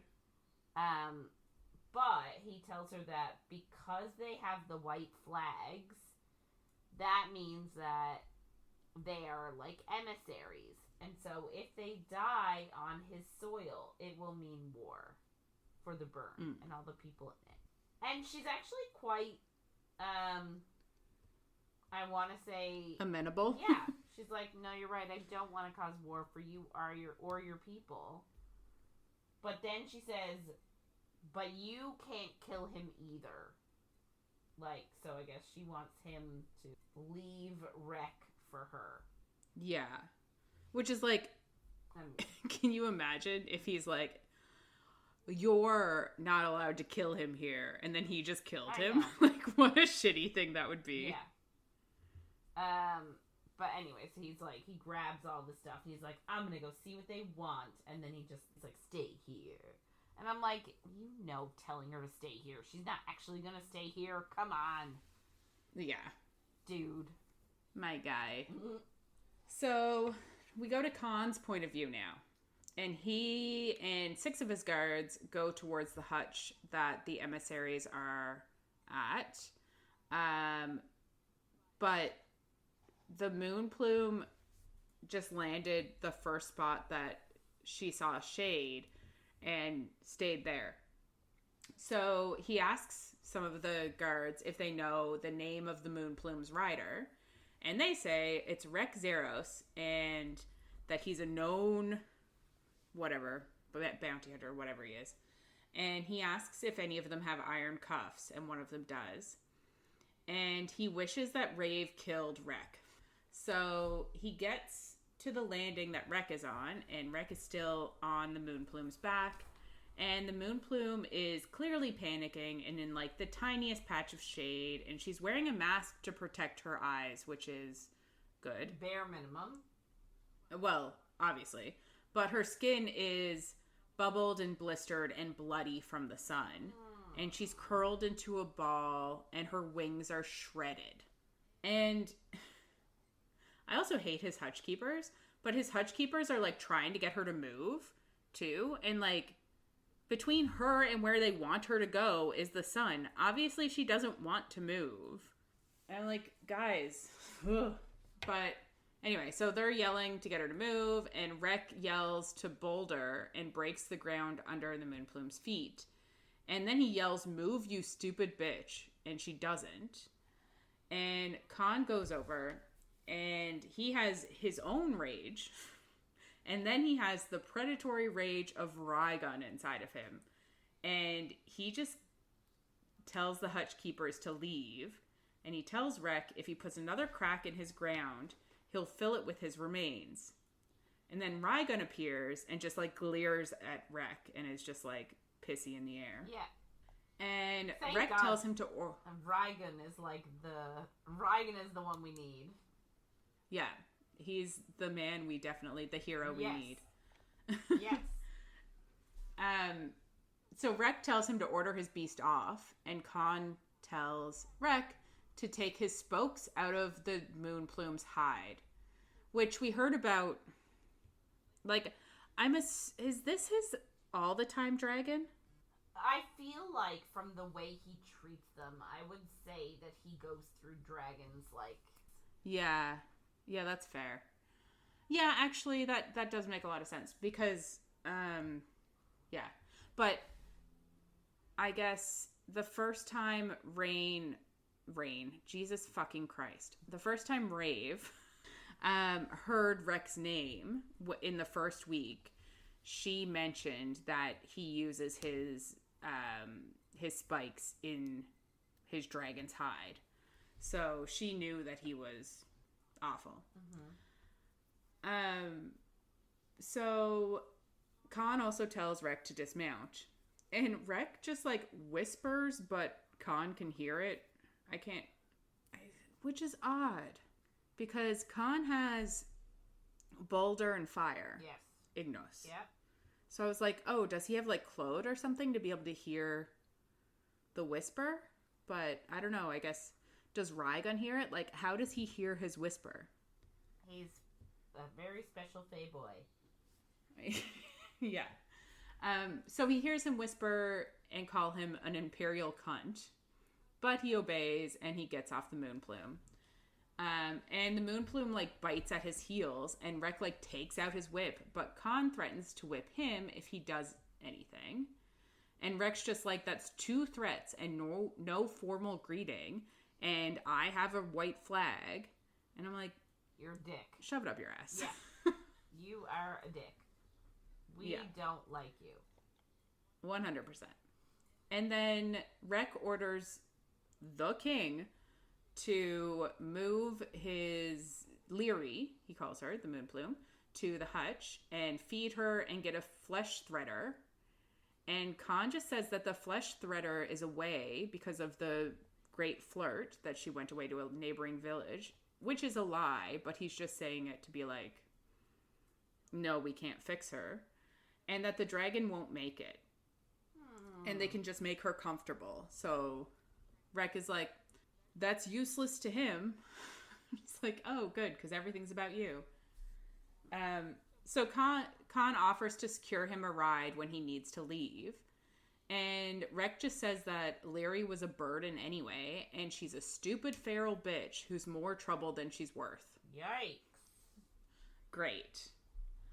And then Rekk asks if he's going to call off his beasts, or will he be the start of the war between the Shade and the Burn? And Kaan thinks that that means that Tyroth sent him, which is why I just thought that we didn't know who it was, but it doesn't really matter. But Kaan does send a huffy Rhaegon off, and he's like, doesn't want to leave the moon plume. Then Kaan asks why he didn't take a blue bead with him, and he says that Rekk says that Larry is too small to take 2 riders, and the other like dragons and stuff are all out for the great flirt, so he couldn't wait. So like he's just impatient that like he had to just come here and meet, like he couldn't just he's a dick. Borrow a different dragon or something. I'll say it again. He doesn't care. He's just a dick. Yeah. And then Kaan comments on his fingertip. And Rekk says that he hasn't found a Rooney who could fix it yet. And he says it was a feral bitch, too, that took it. And then Rekk is like, and I think your beast is the one that ate her. Ooh. And I was like, oh, fuck, he's here for her. Pew, pew, pew, pew, pew. Anyway, he's absolutely not. But I was like, oh my god, this story's taking a turn. It didn't. So Kaan asks why he's here, and Rekk says he's hunting the princess and that her pa sent him. And this is the part that, like, I guess maybe he didn't recognize Rekk or something, but anyway. Kaan now thinks that he knows Rekk has been hanging off Khazari for many phases, and he's desperate for her. Yeah. And Kaan says to Rekk that if she were my daughter... You're like, ugh, take those words back. I'd do anything in my power to keep her away from you. Is it including the epilogue? He'd do anything, including what happens in the epilogue? Oh, no. What? No. Just, because it was supposed to be a joke and it didn't land. Oh, I don't understand. Listen, I do my best. Jokes sometimes just go whoosh. I was trying to be funny and it just didn't work out. I just was confused. This is what happens in real life. That's funny.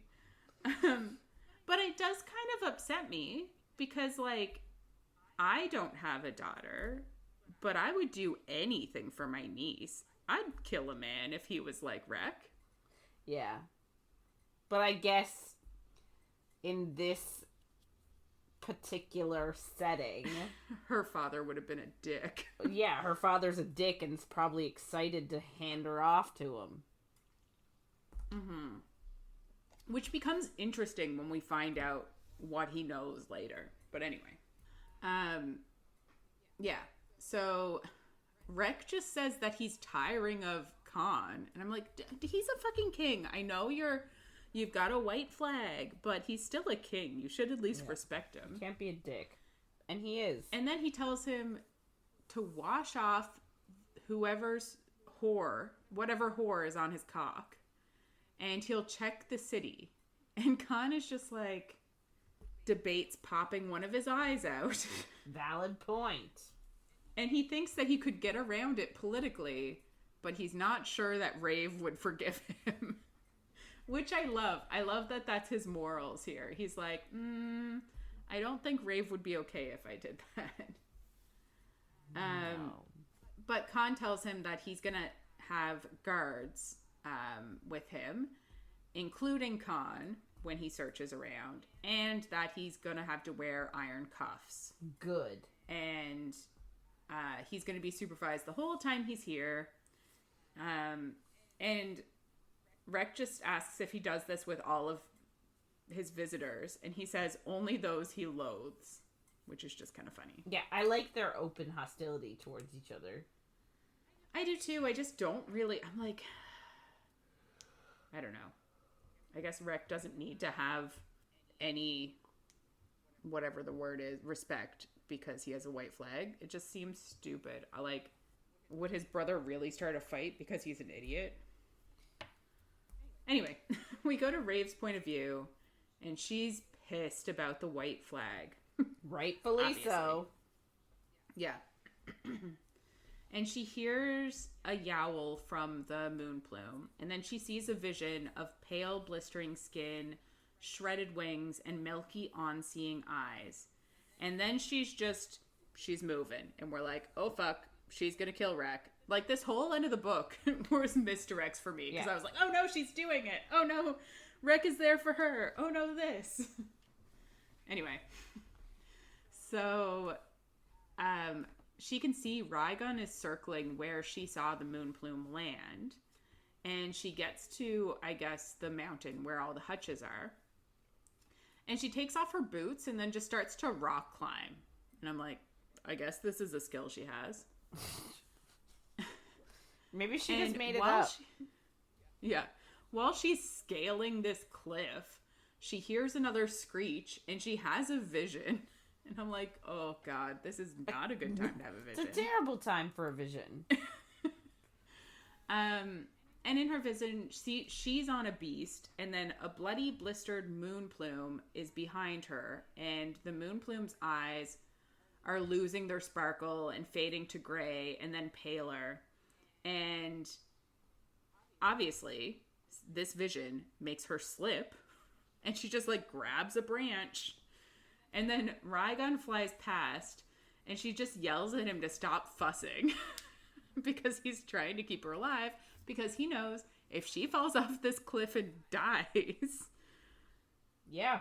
Can you imagine Kaan? Kaan would be, he would be pissed. Pissed is not even the word, because she'd be the one that did it to herself. Yeah. There's not even anyone that he can get revenge on, because that's what he loves to do. And so does she, but still.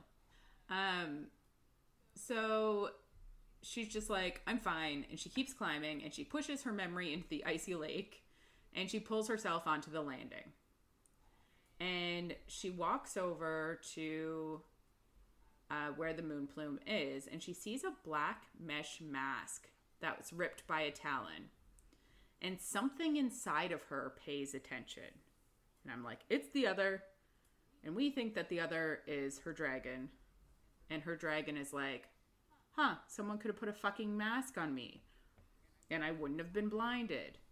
Yeah. Assholes. Yeah.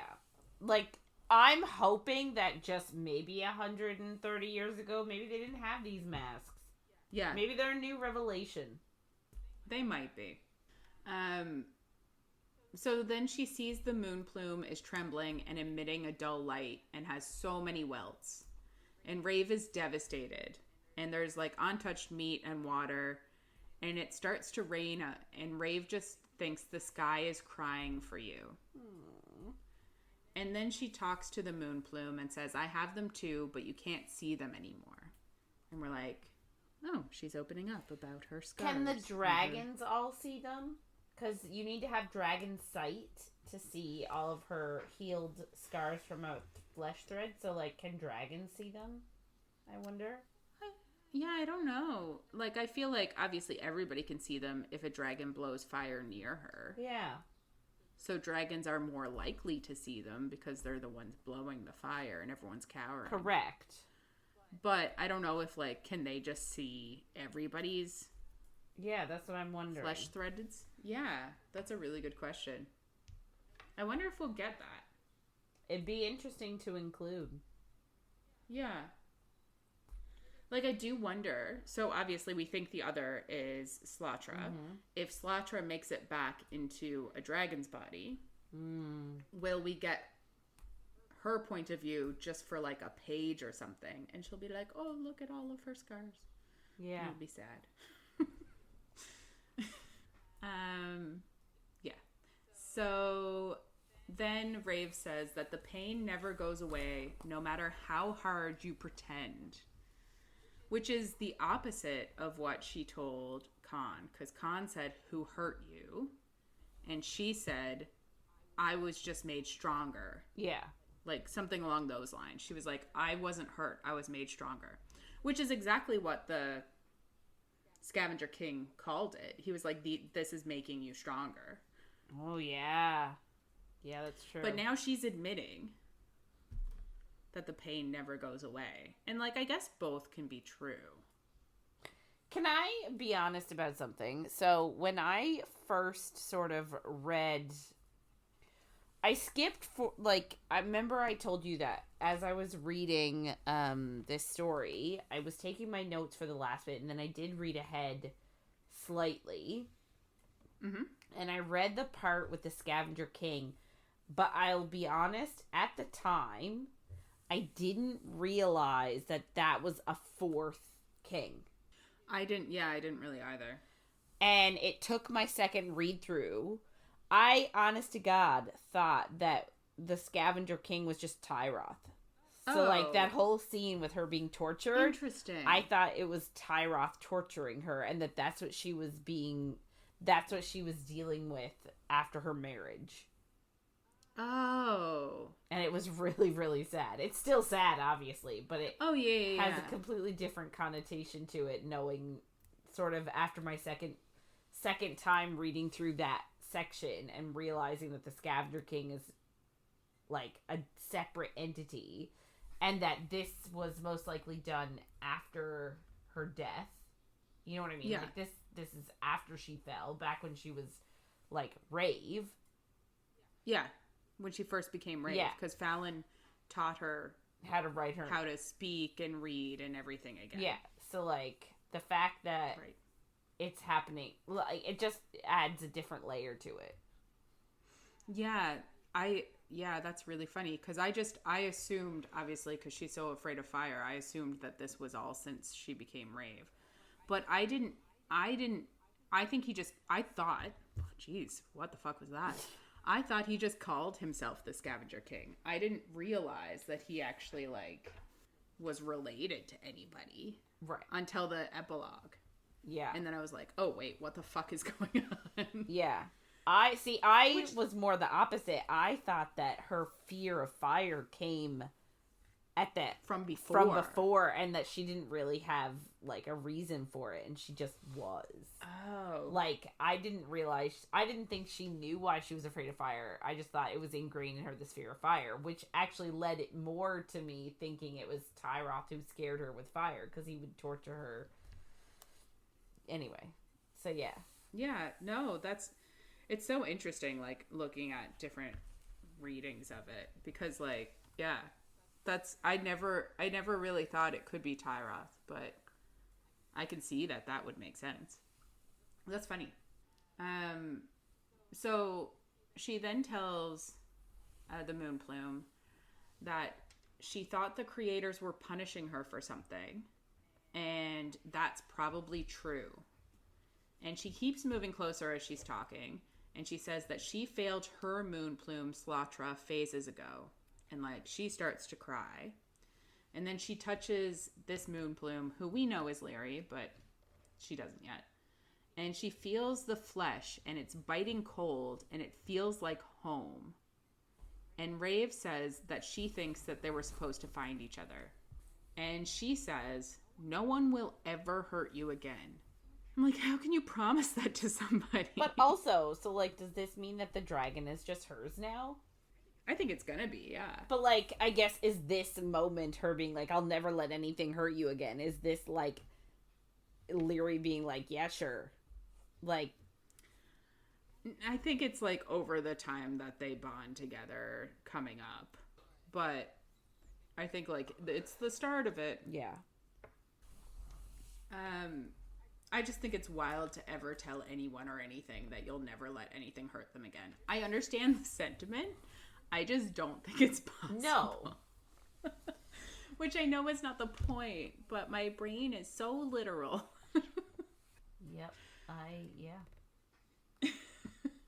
So yeah, Raeve and some of the hutch keepers are able to move her to a burrow, and the burrow has some like cold runes in it so that the inside of it stays cool and she is the right temperature. And they tell Raeve that her name is Leary and she's just shy of adolescence, but she's small for her age. So Raeve rubs her nose and sings to her, and Agni is there now, who we know as the flesh thread that healed her earlier in the book. Yes, but she has not met her conscious. No, she hasn't. And Agni just says that this one is going to hurt, and it's a tender spot, and the tear is large, and she doesn't want to have to do this spot more than once, so it's going to hurt more than it otherwise would, kind of thing. So Raeve grabs the gorsey grass, which is the sedative to put under Leary's nose, which is the same sedative that I think Pyrock held under her nose or something. And she nods, and Agni carves the runes. And Leary, like, snaps her head to Agni because it's painful.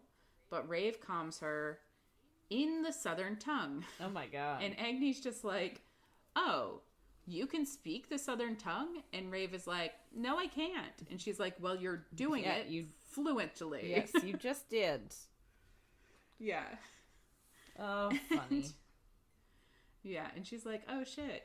So Agni finishes the rune, and they watch, like, new flesh spawn, and Agni is just, like, begging for it to be enough. She's like, please be enough, and then it, like, seals shut, and then Agni just, like, passes out and smokes her head. I'm like, Raeve couldn't have had, like, grabbed her? Yeah, she just stood like, there and watched. Basically. I'm like, this seems mean. So Raeve is just like, oh shit, and has to go and check on her. And she's okay, and she, like, comes to, and Raeve is like, you need some sleep.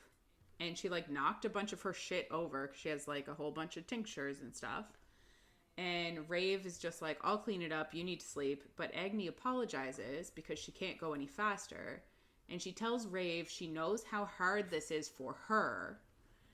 And she, like, looks at her, and she's like, I know, like, you having been through this process, you know how hard this all is.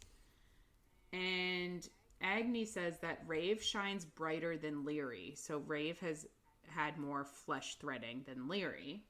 And Raeve is just like, isn't Dragonsight supposed to be rare? Fuck's sake. Like, wasn't that the whole point? And she just says that she doesn't want the king to know. And Agni says that Vea said the same. And Raeve says she doesn't want to speak of it. She just needs Agni to get rest before she passes out again. So Agni leaves, and Raeve goes back to Leary and pets her nose again. And then Kaan is just there, and he's like, what didn't you want me to know? Ugh. And I'm like, someone should just fucking tell him. Yeah. But like, doesn't he know a lot about her marks anyway? Because he saw him last night when she was hiding in the maze. Yeah, but he didn't really see all of them. He just saw that there was likely a few or something. I guess he doesn't understand the depth of them. Yeah, I guess. But still. So Raeve just, like, backs away from Leary because Leary's sleeping now, and they, like, walk to the entrance outside of the ruins, and she just completely changed the topic. And she says that the hutch keepers confirmed that Leary is owned by Rekk, and that he is here searching for the princess. And I'm like, oh, what a great fucking time to tell her that the princess is her fucking daughter. Yeah. Oh, it's brutal. Why can't he just say it right now? He's like, oh, the princess, that's your fucking daughter. That's how I'd say it. Maybe not the best way to, but I think it would be good. And then Kaan just says, so this male did more than capture you in Gore. And she says that he took someone from her, and he asks who, and she says someone I loved. And Kaan asks if he whipped her, because obviously he saw her back completely mangled. And she's like, she doesn't answer him because she senses that he won't be able to stop himself from attacking Rekk if she tells him that he's the one that did that. Even though... So she's like... her silence speaks volumes as well. 100%. Like, he knows. So she just asks then how long Rekk is going to be here. And Kaan says that he's going to spend a few cycles searching. And his brother's emissaries are likely here to spy. So they're under house arrest. But then Kaan basically says that he has a plan. And he tells her that Rekk is going to go back to Gore, and he'll likely stop in Ovadan, which is neutral territory. And he's going to keep Rekk here until Lyri is ready to give Raeve a head start of at least a day. And we're like, oh, shit. So he already assumes that Lyri is hers. Yeah.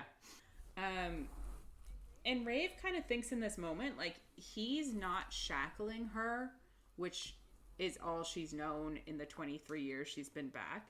He's blowing her back to the wind, and she's kind of, like, super grateful for this. So I'm kind of like, oh, well, hopefully she'll actually come back in the next book, because if she doesn't, for fuck's sake. Yeah. And then she thinks she can understand why Elluin loved him with her entire heart, which is cute.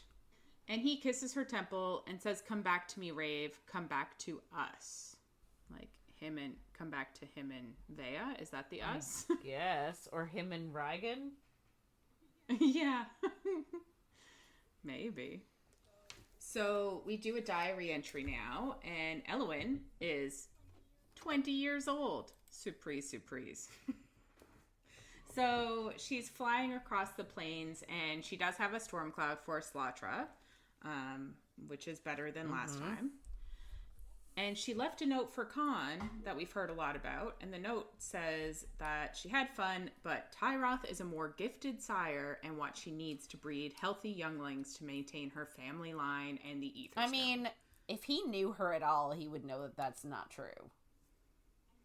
I know, but I feel like his dad has poisoned him his whole life to think that he's not as good because he only has 2 beads, not 3. So he's like, that's like stabbing him exactly where he's insecure. I guess. But you would think that he wouldn't be fucking stupid. And you know what? I like to believe, like we talked about earlier, that he got the letter and then she died the next day because... otherwise, wouldn't he have gone there and been like, bitch, what the fuck? So, yeah. Like, I don't understand how it was, like, 8 months later. Maybe 7 by the time... No, because she left and then didn't get married for a month. Maybe... yeah, but how long... do they have different wombs? Do you say different wombs? I did. I meant more gestation period. But... but it wouldn't be immediate. I would hope not. But, like, what if it's only, like, a month? I don't know, man. I don't understand how he stayed away for that long. But... yeah. Yeah. I don't know. I don't like it. No. So, she feels awful that Kaan may never know he means everything to her. And that the youngling is his. And she fears she won't live long enough to make this right. And I'm like, oof. And then I turned the page and I was like, what the fuck is this bullshit? Because we get Rekk Zharos' point of view. And I was like, if there's a mind I do not need to get in, I think it might be Rekk Zharos'. But fine. So he's at an inn. Oh, I and hated this. Like, Yeah. I hated. I was like, Rekk Zharos. I don't give a fuck. I don't really get it. The point. Because, like, I feel like it's pretty certain he dies. And there's a brief layer of maybe we should feel bad for him in this. Like, very brief. So I was like, I don't understand. Maybe it's so that we get his fear and we know. But, like, you can show that. We show it in the next chapter, too. Sorry. Yeah. So he's at an inn and they're, like, it's, you know, a super classy place. And there's people that are, like, fucking in the corners. And he likes that about it. And he thinks that there's nothing better than a hot meal and a good show to get him in the mood to eat pussy and spill blood. And I'm like, Rekk Zharos eats pussy? I know. A part of me, when I read that part, I was like, well, that's nice for you. Like, good on... I'm like, are we supposed to like him? Good on you, dude. Like, that's what you want to do. Because most people would be like, I want to fuck that pussy and get my rocks off, and that's it. But, like, he wants to get her rocks off, too. That's what he wants. I know. I'm like... Anyway. It really makes me look at him Yeah, different. that one thing. Yeah.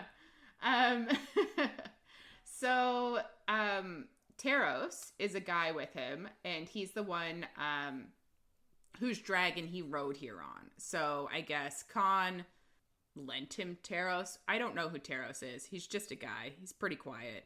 He's got a very big molten maw, and Rekk has started to like his molten maw, and he behaves on left the mutt he left behind, aka Leary. And he's glad to be rid of her, and he'll be even more glad when he charms Bruce after he slits Terrace's throat. But first, he's paying for his supper and for him to get a whore. Because that's what he does with people he kills, is he pays for their supper. I mean... I'm like, are we supposed to like him? I don't understand. I know, and he's like, that's the gentlemanly thing to do. And I'm like, you're right. That is the gentlemanly thing to do. And he's like, I won't make him suffer. I'll just slit his throat while he sleeps because I'm a gentleman. And I'm like, man, do I have a crush on Rekk Zharos? I don't. But in a different book, you know, he could be a different guy. Yep. It's the animal abuse that I can't get behind. Like, the rest of it, I can get behind. Like, torture, killing people, a bit sadistic. I read books like that for fun. But... I know. Animal torture, I'm like, nah, I don't care how much pussy you eat. Do you know who he kind of reminds me of a little bit?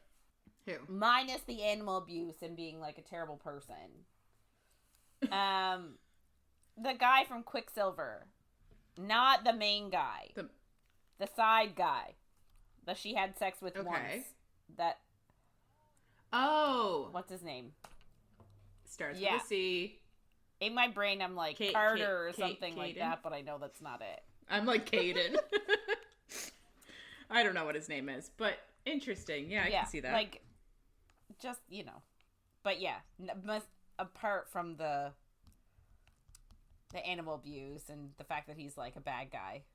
Yeah, it really is interesting. I'm like, are we just trying to show that people come from different lives and like we should have empathy for other, like, I don't understand what I'm supposed to get out of this chapter.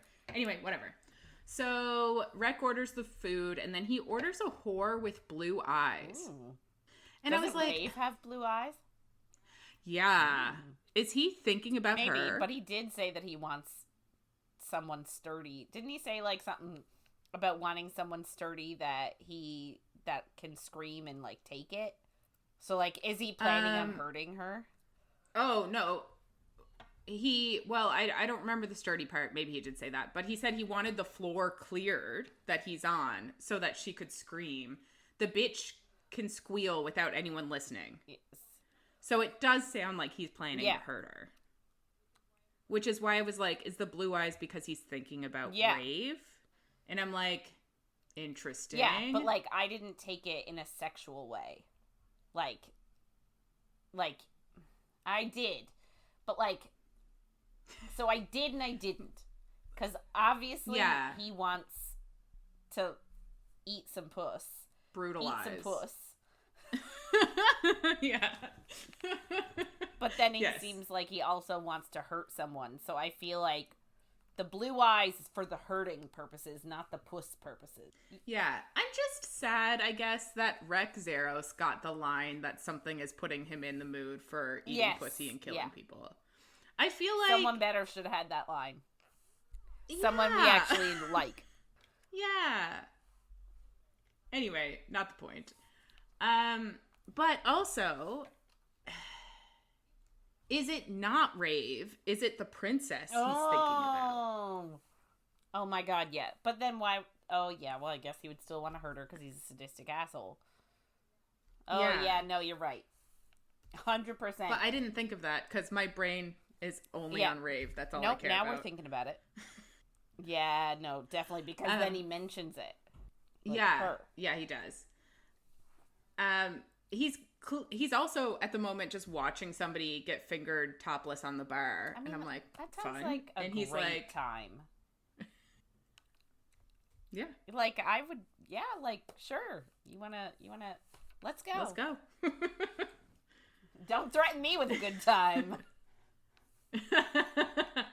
Right. So he's also listening around for word of the princess, and he knows, and maybe we're supposed to like get this part, like he knows. No, he says she knows that he loves to chase, so that's why she ran. So he's like so delusional and so self-centered. He thinks that she ran away because she wants him to chase her. Yeah. Yeah. And I'm like, I don't even think she knows you exist, my guy. Like, she's in love with a god. Oh. Yeah, but too bad that god is just in her head. Like, he can't. My brain always goes to the physical stuff. Well, not like he can't get her rocks off. He can't eat some puss. Yeah, but remember how hot the scene was when Kaan was telling Raeve what he wanted to do? Yeah, that's true. I think we can still have some hot scenes. Good point. And you know what, Kristen? There's 5 books. He might get a body. Hope he does. Me too. Jesus. Yeah.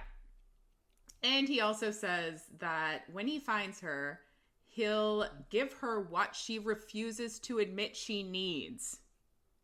Him. Gotta love that Delulu. Yeah, like that. There's what? Okay. So they eat, and then Rekk goes to leave, and one of the emissaries that went with him is like, shouldn't we debrief? But Rekk is just like, no, it's not my fault that you guys failed. He says that he's here looking for the princess. They're the ones that were supposed to spy, and they were stuck in their room, so they weren't able to. But he's like, I'm not helping. And he says that he has a warm mouth waiting, so unless they want to choke on him while he tells them what he knows, he's leaving. And I'm just like, if you're that afraid of your king, wouldn't you just do it? Wouldn't you just be like, okay? Yep.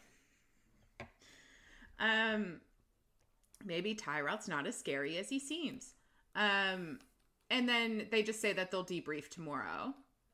So he walks to his room and he smiles at the piece of ass that's stoking the fireplace wearing scraps of lace under a cloak. And he walks over and moves her hair and holds the back of her neck, and it's a perfect fit. And you're like, you are the grossest man ever. Oh, there was one thing I guess I didn't mention. He does mention at some point that his father used to whip him a shit ton. But taught him manners. Which is kind of... But taught him manners, yeah. So I was kind of like, are we supposed to feel bad for him because of that? Like, you still have to be accountable for your abuse, even if you were abused. Yeah, no, I don't.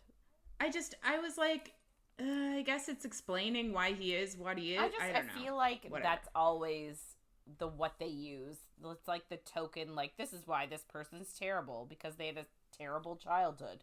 And like, And it's always men. I mean, I follow this. I watch this guy on TikTok all the time. He does these like TikTok lives where he debates with MAGA supporters, and he's like this like young guy, and he just comes with like the facts, hitting them with all the facts all the time. Mm-hmm. And I've learned 92% of violent crime is perpetrated by men. Yeah. Obviously, that's an American statistic, but... Yeah, which is wild, because they're always like, who's gonna protect you? And I'm like, from who? You? Like... Yep. What do you mean, protect me? Anyway, we're not getting into a discussion about that, because Jesus Christ, could we? We'll do that in our spare time. So yeah, he pulls off her cloak and says that she's a treat, and then he unbuttons his pants and fists himself. Wow. And she says that she's not a fan of fire. And he's just like, what an odd thing to say. But he's like, why aren't you a fan of fire? And she says it's because of the pits. And he says the fighting pits. And then he just thinks that he didn't order role play, but he's like, fine, I'll go along with it. Like, why would you think this is role play? Because she's a woman? Yeah, I find it weird that he's like, but she's like creating a scenario. What about the safe word? I don't know if they have a safe word in this time. If you're gonna role play, you need a safe word. Yeah, well, especially, yeah. I don't know why I was just gonna be like, yeah, especially if you're doing like consensual non-consent, because you can't say, if you say no, you don't mean no. So if you say stop, you don't mean stop. Anyway, this is not. But yes, you should have a safe word. So he asks which ones, and she says the pits of Kindar. And he laughs and says, no one. I had to get my Princess Bride reference out. Sorry. I liked it. No, you didn't. Don't lie. I didn't. I don't like the movie. I like you. I haven't watched the movie in ages. Maybe I would like it more now that I'm an adult and it's not just like whooshing over my head. Oh my god, we could watch it and then we could watch The Covenant as our palate cleanser. Okay. Let's do it. We also need to plan axes in our tree. So we have a lot coming up. And we need to plan our birthday supper. Oh my god, okay. Yeah. Later. Overwhelmed by choice. So he laughs and says, no one makes it out. And then he says, unless she's trying to say she's a firelark. But like a firelark or the firelark? Because I thought there was only one. I thought he said a firelark. I don't know. But it does make me think, like, he knows what a firelark is, or either way, what the or a firelark is. So I'm surprised that either Kaan doesn't know what it is, or he was lying, or he was just asking her, you know what I mean? Yeah. Oh, wait. Unless you're trying to tell me you're firelark. Maybe she is the only one. Yeah. I guess I didn't take it as... Because he doesn't say you're the firelark. Yeah. He just says you're firelark. So I kind of took it as like they were a people or something. Right. But it does make sense that she could just be the only one. Yeah, that's... Maybe she is. So she laughs at that because obviously we know she is firelark. Yes. And he's a poo-poo. And then he's a poo-poo head. Yeah. And this is the other reason that I'm like, Kaan's obviously going to find out what firelark is. But she whispers and all of the air leaves his lungs, and she throws an iron pin into his thigh, just like, boom. Love it. It's done immediately. It's amazing. All of his powers are gone. And he reaches for his daggers, but she has them already. So when he came over and took off her cloak, she just weaponed him. That's not the right word. Armed? Yep. Unarmed? That makes more sense.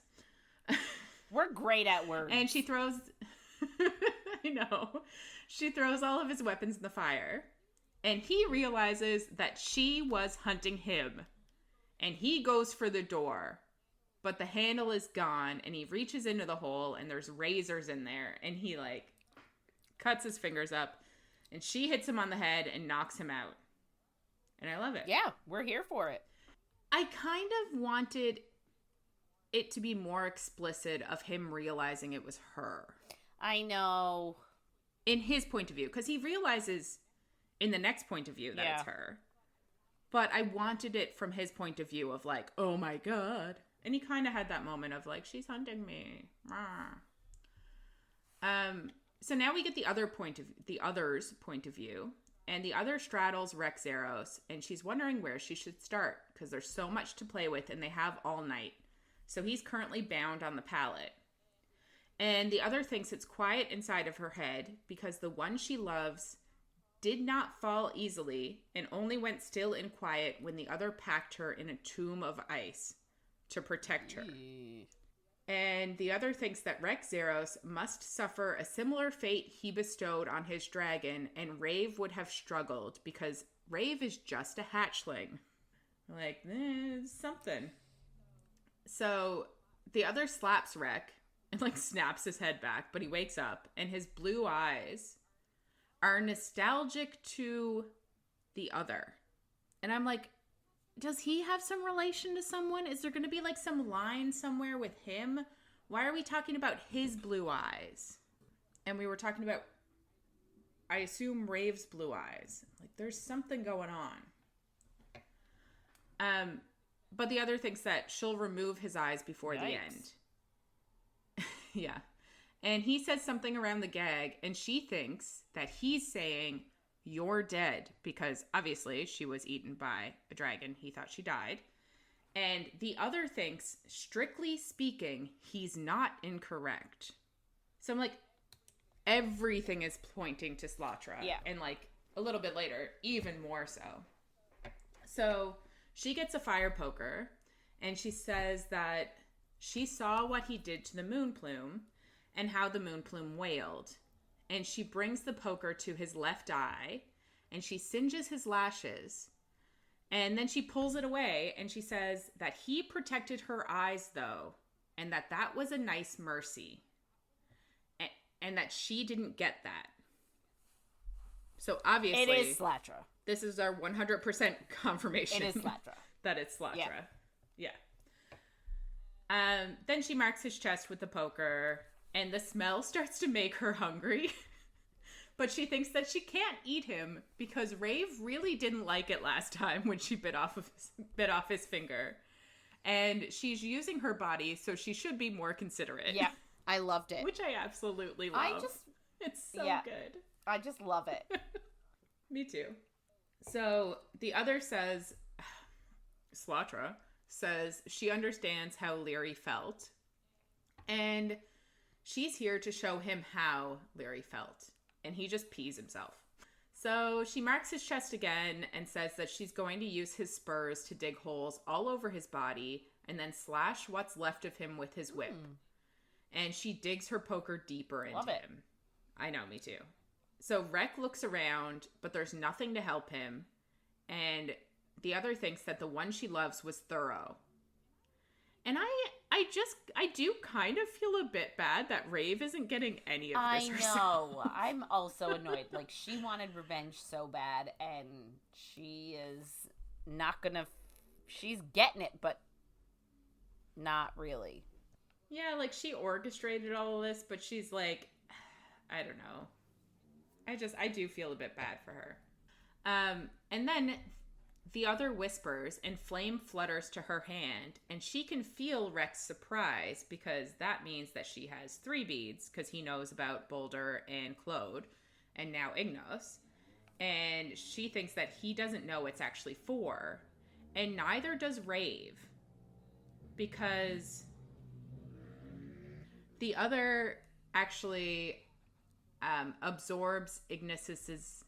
Yeah. That was a double isses. Tune, so it doesn't trigger her. So, like, I guess she actually, since she came back... As Raeve. Yeah. she hasn't been able to hear Ignos because the other takes that part away. And she calls Raeve her strong, delicate host. And she says that she's holding it back until she's ready. She's not ready. So she's protecting her, which is sweet. So she asks Rekk if he knows how it feels for a moon plume to scald in the sun. And she says, a bit like this. And she paints his face in flame. And then we go to Vea's point of view. And I'm like, I'm not super mad at it. When there's no, like, sexual undercurrent, I don't really love the torture bits. No. And I mean consensual sexual undercurrent. I don't mean, like, when tortury guys are being creepy No, and we don't awful. like that. But we do love, like, a good bit of, like, Den of Vipers diesel action. That's exactly who I was thinking about. I know! Hilarious. Yep. There's nothing else to say. No, there's not. So we go to Vea's point of view, and she's in Arethia's imperial palace, and she's dressed as a servant. And she's kind of just going upstairs, but she doesn't know why or where she's going. Just something in her gut is telling her that she needs to get in, get out, and get the diary. And we're like, okay, cool. I thought you had a plan for this. Nope. But we get that she used her bangle and she pricked the finger of a servant and her own finger, and then she turned into the look-alike of that servant while she wears the bangle. So that's what the bangle does. And then she left that servant unconscious in a cupboard in the servants' quarters with a pillow because she's not a monster. But she thinks she should have asked where to go first because now she's lost. Someone yells out to her and calls her Ada and says she's not supposed to be down here, and then asks if she's been up there yet. And they say that she's expected in the king's chamber right now. And Vea just says that she lost her way. And the girl pulls her up some stairs and says that they're on 11 now, and she needs to go up 23 more flights of stairs. Yikes. I'm like, I don't think I would. No. Nope. But then this other girl gives her a dusting stick and says she needs to look like she's useful, or the females in the place will talk, and that will displease him, and you know what he's like. Yikes. And yeah, I'm like, oh shit, this is going to be an awkward... Like, clearly this is insinuating that this servant is going up to fuck her brother. And I'm like, this is the worst person you could have picked. I know. Out of every single servant in the place, like, I'm sure there's probably a lot. But if she didn't pick this person, I don't know if she would have got where she needed to be either. I know, it's it's like... a double-edged sword. But even still, I find it weird. Like, yeah.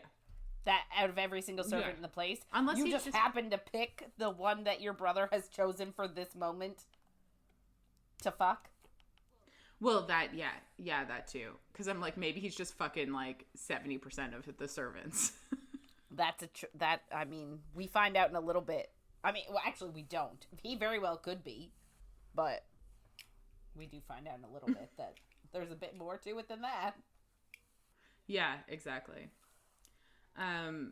Vea thinks she does know what her brother is like because he's a sadistic fucking asshole. And Vea just says thank you to this other girl, and she goes up. So she gets to a grand door, and there are two guards there, and they have swords that are longer than she is tall, and her breath catches. And there's something in her brain that is telling her to go here, and she thinks this is where Elluin died. So she tells the guards that she's here to do some dusting. And the door opens, and the familiar ashen scent paralyzes her. And Tyroth is right there. And she feels small around him. And he says, "You're late, Ada," which reminds her that she isn't his sister. That he's hated ever since she took his mother away from him. And he hated her before she even knew how to hate him back or what that even meant. Which is just so sad. Yeah. I mean, Vea got issues. She needs therapy. So she tells him that she overslept and that it won't happen again. And he pulls her face up and like he just looks a bit different, and she's recognizing how he's changed a bit, but same as always, he has clear brown and red beads in his beard, and he's almost as big as Kaan, or as big as Kaan now. So like he says kind of hot. Yeah. Yeah. I know we don't like him. It does sound kind of hot. It sounds kind of hot. Yeah. Man, you know what? Now that there's a fourth king in the mix, maybe the three kings will have to go against the fourth. Together. There's 5 fucking books. Who knows what'll happen? Yeah. So yeah, Tyroth just says, "Nice of you to show up," and he asks if she thinks that carrying his bastard gives her privileges. And she doesn't know what to say, obviously. And he says that he has an heir and he doesn't need another. And his tolerance of her condition dissolves when she is no longer useful to him. And I'm like, so her baby, her pregnancy, he's threatening to kill her baby at this moment. So we don't like him anymore, even though he's hot. Well, we never liked him, but like... No. We just recognize that he's hot, but he's a terrible person, but he's hot. So she apologizes and thanks him for his tolerance. Ugh. And then a lark interrupts them and hits her chest. And he's just like, this is unusual. And she's just like, fuck. Because obviously larks go to the person they're for. But he opens it up and it's blank. And he's like, oh, it must be a dud. And I'm like, you're a fucking idiot. But he rips the wings off and he throws it down. And she knows it's actually from Kaan because they use invisible ink when they're both away from, or when one of them is away from the keep. So that's fucking smart. Because I was like, you're screwed. I really thought that she was going to get caught in this book. And I still, we're not in the clear yet. So she might get caught at the beginning of the next book. But he tells her then that he has business for a few hours. And I was like, thank fucking God. Because what was she going to do? I guess try to knock him out or something. Obviously, she can't have sex with her brother. And he tells her to get on her knees and make herself useful. And if she keeps him waiting again, he'll have her head. And Vea just thinks that she wants to kill him. But she can't start a war. And she wants to kill him in her own skin. Because she wants him to know that it's her and look her in the eye. I love it. Bloodthirsty is hot. Does it for me. So he walks away, and she thinks she's glad that she vomited with nerves before she came in here, or she would be now. So she goes in the room, and she sees a mirror on a wall, and she's like, this is it. It's definitely there. And she just pulls the mirror aside. Nothing there. Nope. Nothing there. You're like, imagine. And then she thinks Elluin must have been too ill before she knows Elluin was too ill before she gave birth, because I guess everyone knew that. Yeah. So she thinks the diary has to be here. And then she thinks half of the room was destroyed when Slatra broke through the wall to scoop up Elluin's body. So maybe when she did that, she destroyed the diary. And maybe all of this is a waste of time. And I'm like, are you fucking kidding me? That's why we're here right now, because it's all a fucking waste of time. So Vea thinks that this is a very cold and morbid place to die. God. I think her thoughts are kind of morbid. Just a little bit. I get it too, but also, oof. But she also thinks Elluin would have wanted to be able to see the moons. So she sits next to the pallet and she can see Hadian's moon. And then she's like, huh. And she just reaches into the pallet and just immediately finds a hollow and the diary. From 123 years ago, and it's just still there. Yep. Perfect. It's best kind. And it has Kaan's Malmer painted on the front. So I guess Hadian doesn't know she keeps a journal. Hadian? No, not Hadian. Jesus Christ. Tyroth. Tyroth, yeah. Yeah, I was thinking of Hadian's moon. Yeah. I get you. Yeah. So she opens it and she can see Elluin's beautiful handwriting, which I think is just very funny because now obviously Rave's handwriting is very bad because she just learned while in the pits. Do you know what I wonder? If she gets her memories back, if she gets her handwriting back? No. I wonder, could she be opposite-handed? Oh, that's so smart.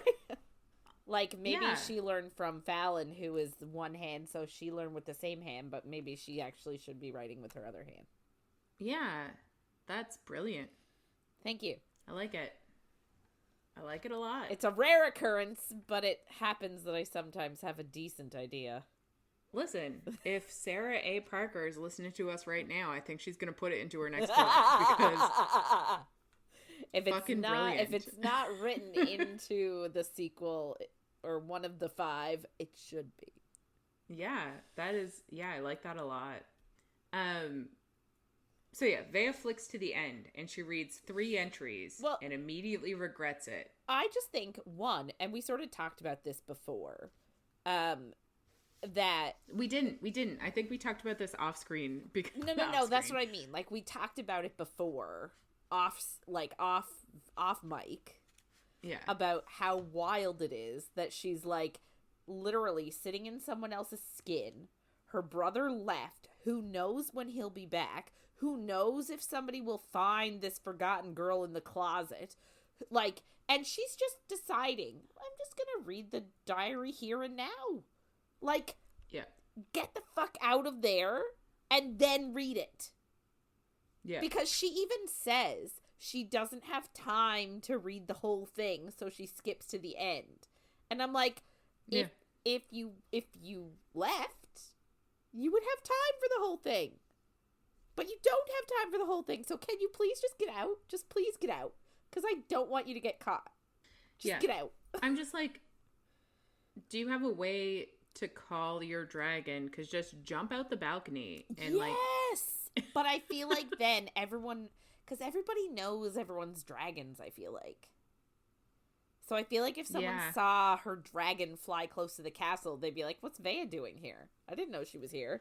And that would, like, mean something sus. That is true. Something sus was happening. Very true. And also, she did at one point say that she's, and it might be coming up, I don't think I said it, though. At one point, she's like, I should give this maid a lot of money so that she can just leave and run away with his bastard child. Wait, what? Oh, yeah.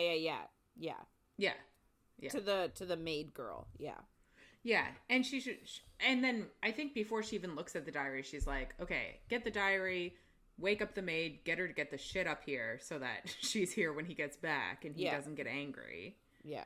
And then after she finds the diary, I think she's like, nope, I'm going to send her away with money. But yeah, because she's like, well, fuck, I've totally fucked up this poor girl's, like, existence. Oh my God, so much. So hard. Yeah. Yeah. So I guess the 3 entries she read were the 3 last ones that we read in the book. Right. Presumably. Yes. Because, so she reads 3, immediately regrets it.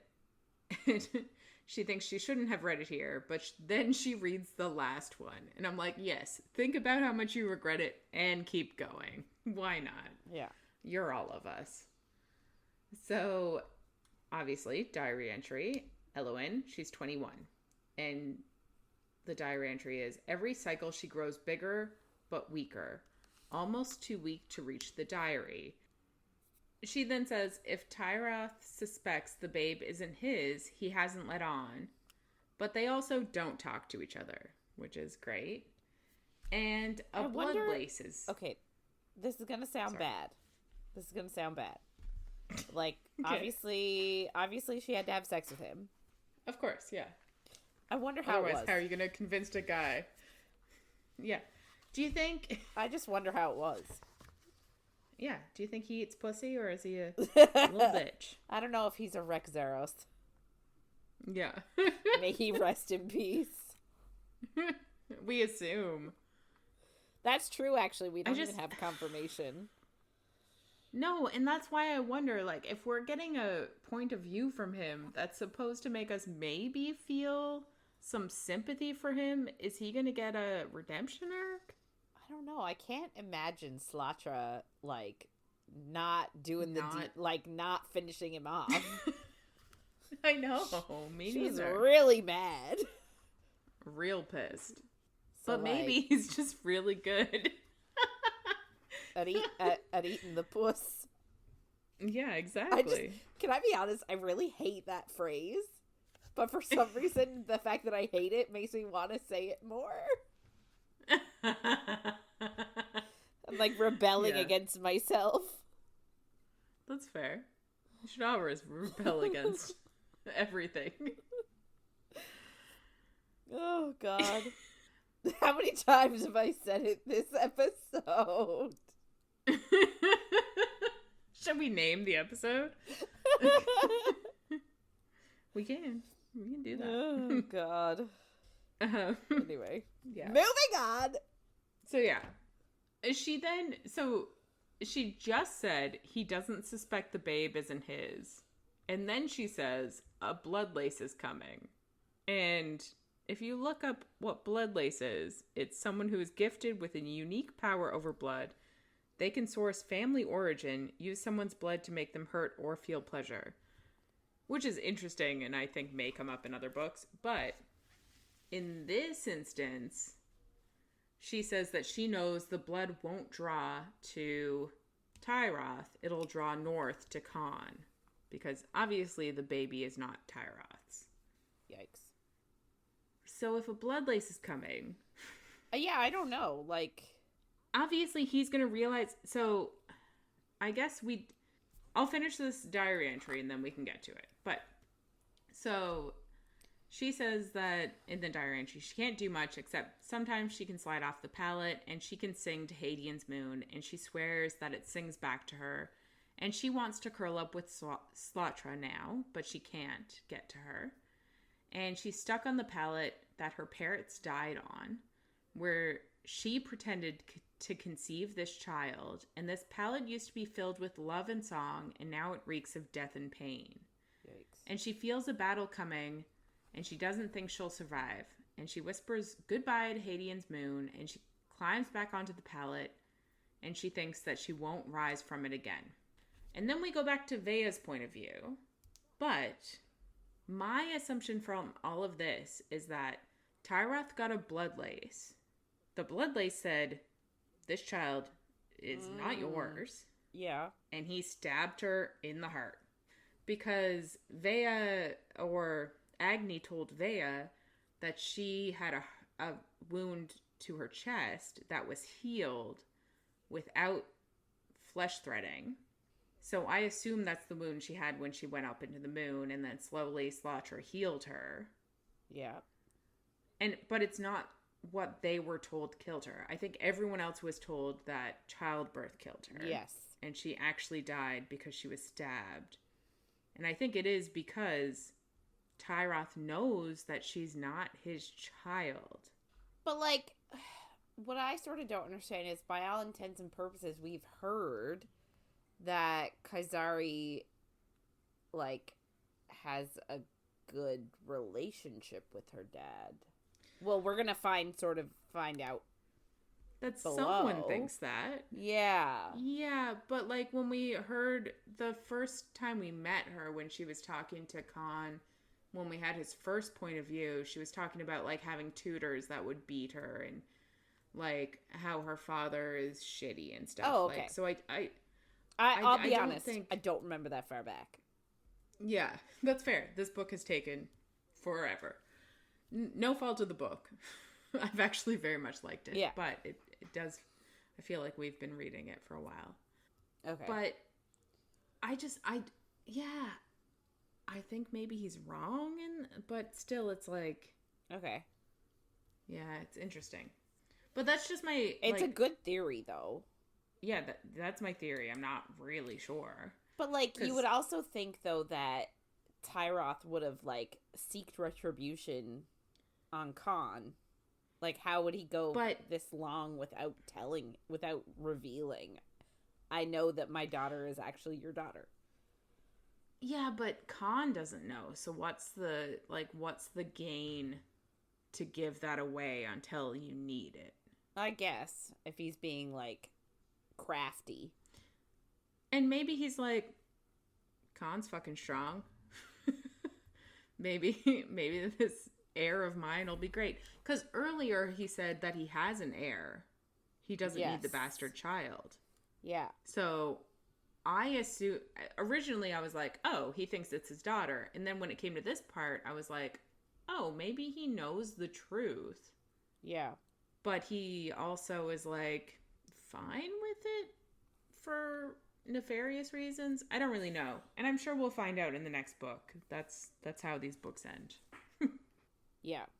But yeah, so we go to Vea's point of view and she's sobbing. Aww. And she thinks that Elluin lied for them and for Kaan and for the youngling. And she left them to die here. And she didn't get to see Kazari grow. And Tyroth raised Kaan's daughter. And she thinks these pages are going to rip the world to shreds. And I'm like, one, are these pages ever going to get the fuck out of here? Because as we've alluded to many times, we're fucking worried. Yep. She ain't making it out. Yeah, we're worried that Tyroth's coming back and there's going to be a showdown or some shit, which is not going to be good. Ugh, not ready for that. No, and like, yeah, I just need her to get out. Like, I'm really anxious about her not being out.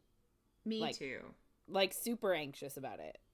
Because, like, again, as we've said a bajillion times in the past, this is a 5-book series. Shit's gonna happen. Like, there's gotta be something really nefarious that goes down. And, like, I worry that it's gonna be this.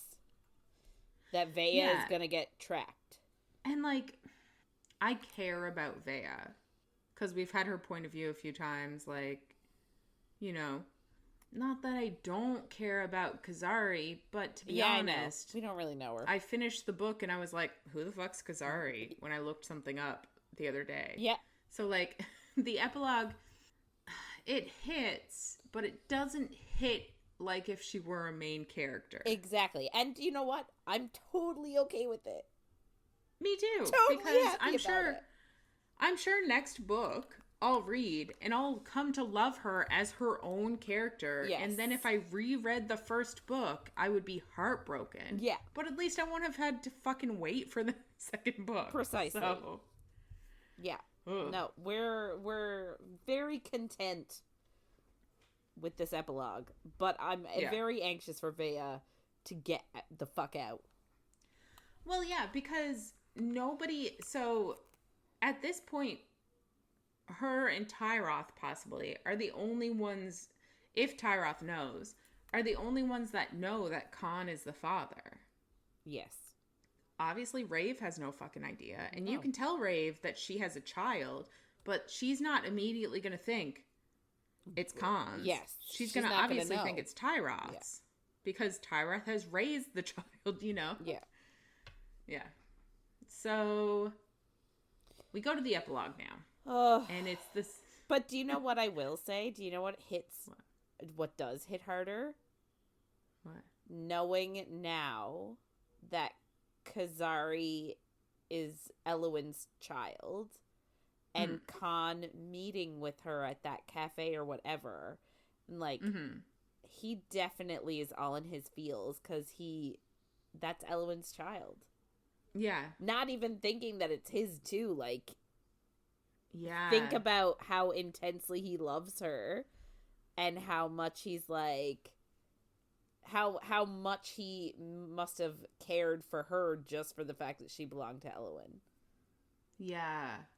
I'd almost like to read it again now because I'm like... Yeah, that one scene. I read it originally and I was like... Pfft.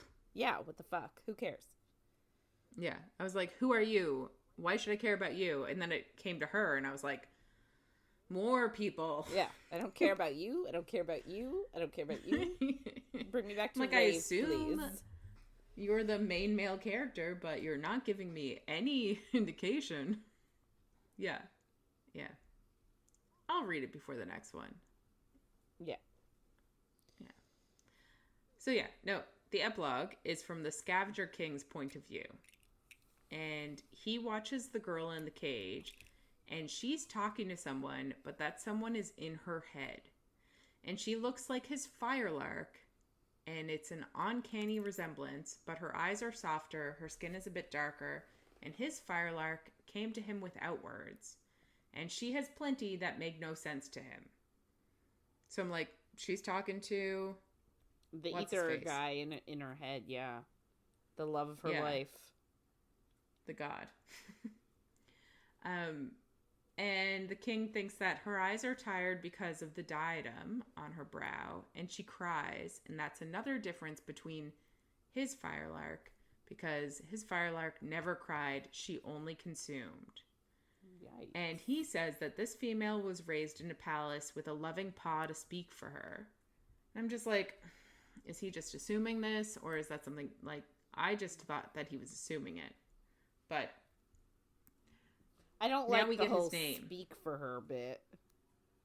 No, me neither. And I'm like, that's not loving. That's shitty. Yep. We get the Scavenger King's name. It's Arkin.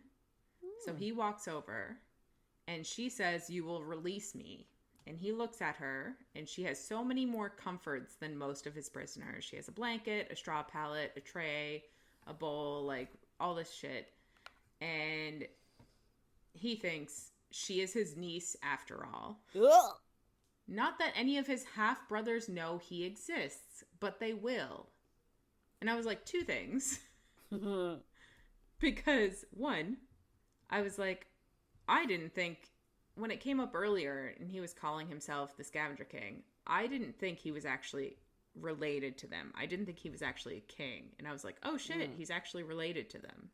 Yeah. I'm also like, is he forgetting about Vea in this? Because he's like, his brothers don't know. Like, is she going to be his downfall because... Is this like a no man can kill me, I am no man, Lord of the Rings moment? You know? I would be totally on board if it were. Let's be honest here. 100%. I would be here for it if that...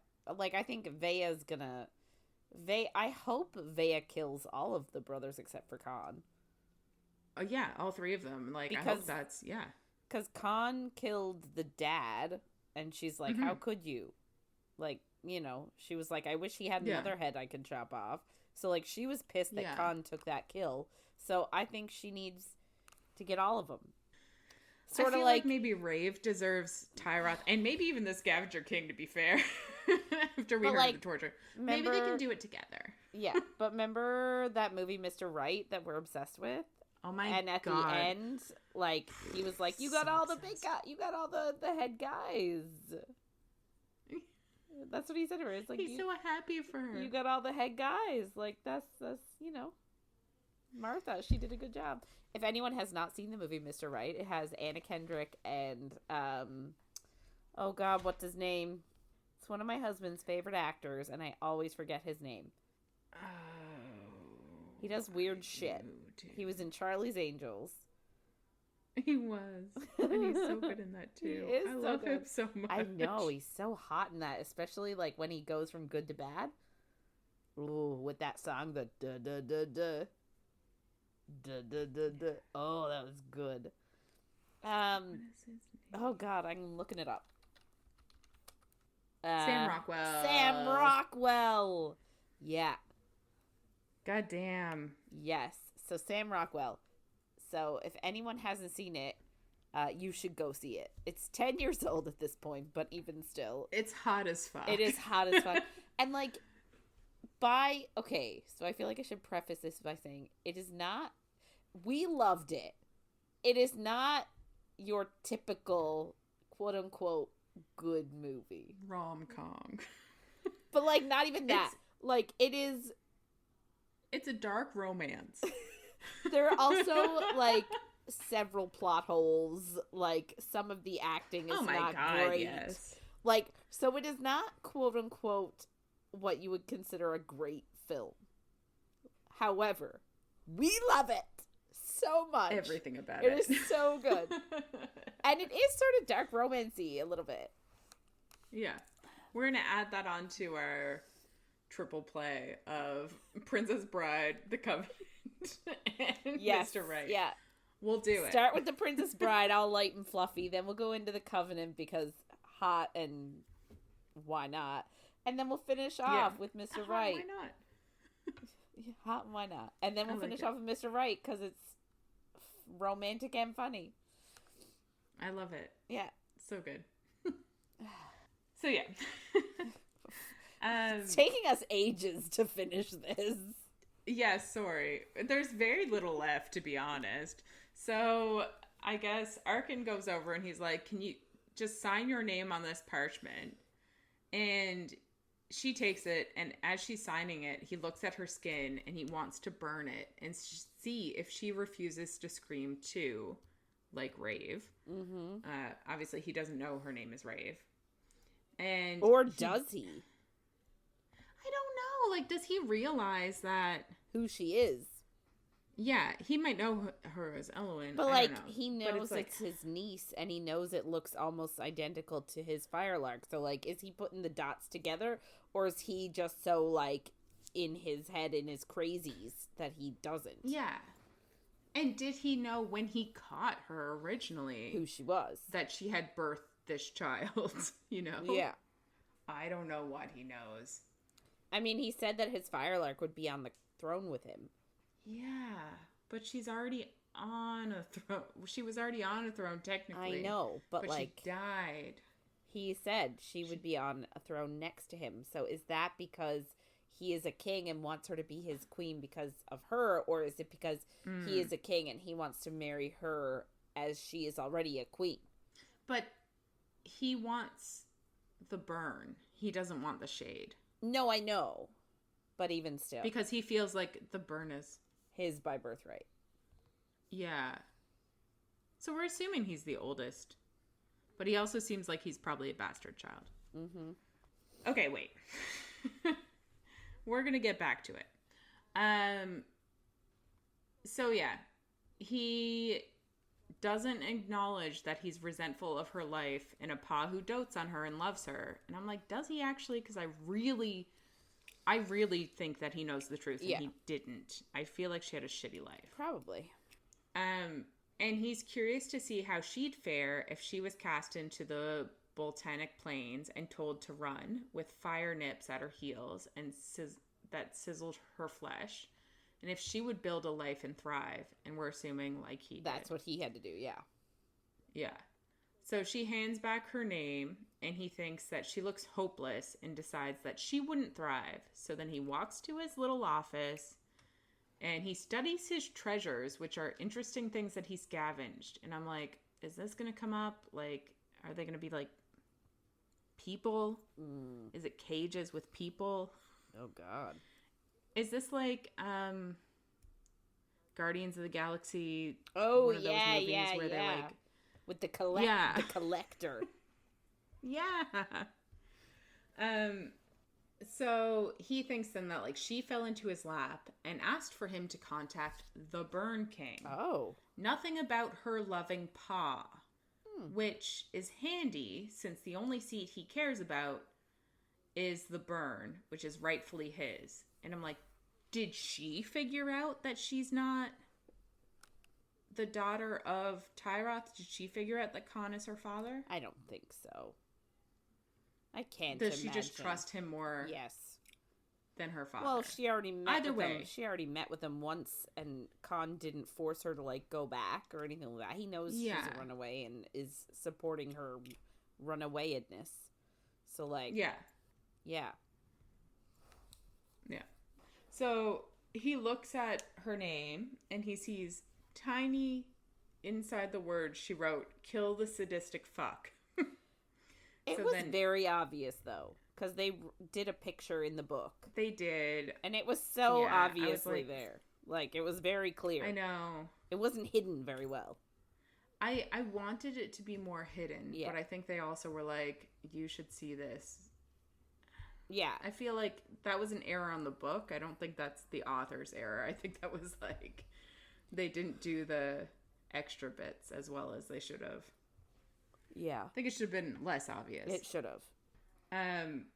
So he writes a letter on top of it and folds and activates the lark and whispers a name. And I'm assuming he's sending it to Kaan. Mm-hmm. Because that's what I think it's pointing to. And he wonders if maybe he was wrong because she wrote those words.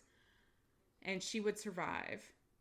And he says the same can't be said about her uncle because he has great plans for Kaan Vagor, who took Arkin's revenge for himself. And I assume that means killing their father. Like, you'd think you'd just be happy. Like, someone killed the guy that tormented you. Why is everybody like, I wanted to kill him. No, I wanted to kill him. I get wanting to kill him, but, like, let's calm down here, people. Just dress some people up like him and kill them. Like, you're a fucking king. Do what you want. Get your trauma out a different way. Agreed.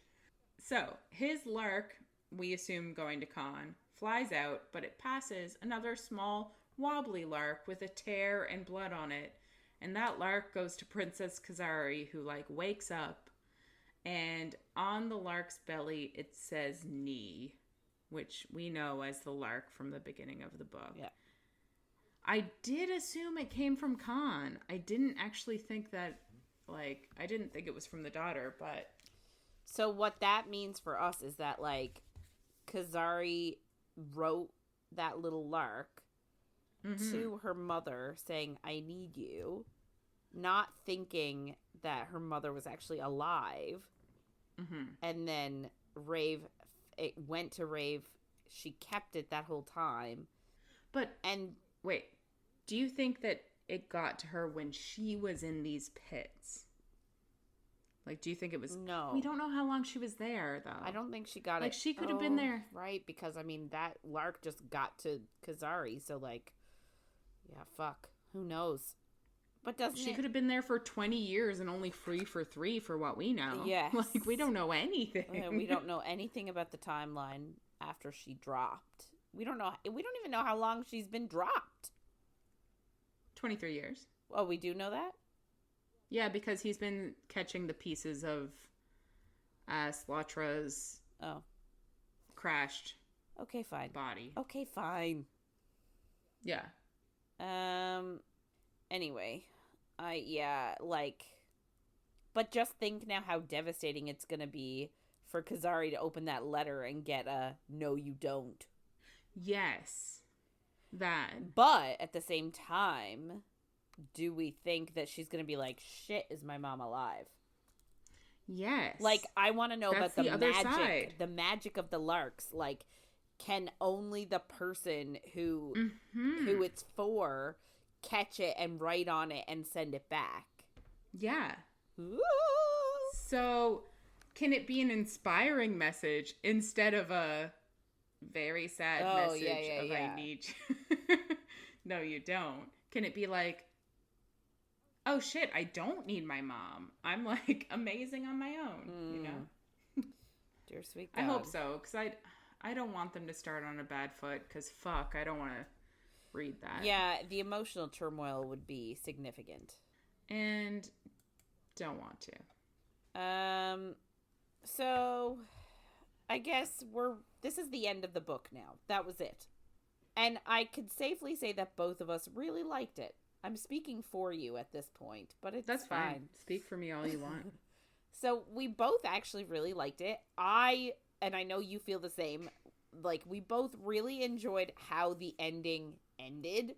It did leave us with some questions and with a little bit of trepidation, especially over Vea's circumstance being in that room reading and also, when she should be leaving. Kaan and Raeve being like the last 5 chapters not in them. Yeah. But overall, I think both of us are happy. The book didn't wreck us at the end.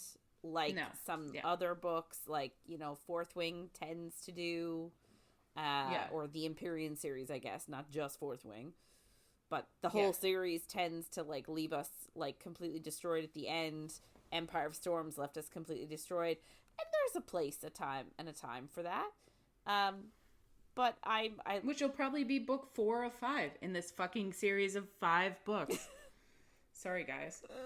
Yeah. But I would say that both of us are relatively pleased with how this book has ended. And we are excited for the next one. And I will probably pre-order it. Yeah, agreed. 100%. I'm very excited. Yeah. April 20-something, I think, is the new release date for it. Yes, because it was... Yeah, in the end of this book, it says later in 2025, and then it was February, then it was April, which is completely fine. If we're gonna get better editing and stuff, like, I'm completely fine with people delaying books, because we're getting a better product. Yeah, I agree with you. I think that, like, I feel like so many authors push books out quickly because their fans are, like, devouring them in, like, a day, and they're like, okay, I'm ready for the next one now. And so, like, authors are pushing their books out to be like, I know you guys want it, so here it is. And, like, I appreciate that so much, because I am one of those people, I'm really anxious, especially if it ends in in a way that I am wrecked. I'm like, give it to me now, I want the book again, please. Yeah. But I also really appreciate still taking your time and still doing your due diligence with editing and with making sure it's the best story it can possibly be. Because when people rush through books, like JLA, I'm sorry, I find the reading is not as good. Because the writing is not as good. So. I agree. I don't know. And I'm sorry I said it, but I said what I said. Listen, we read a few of her books on the podcast. We've read about half a book more off of the podcast. Yeah. And yeah, I just can't get through it. Yeah. Anyway. It's all fine. Yeah. So we enjoyed the book. We're excited for the next one. I'm sure we'll do the next one on the podcast at some point.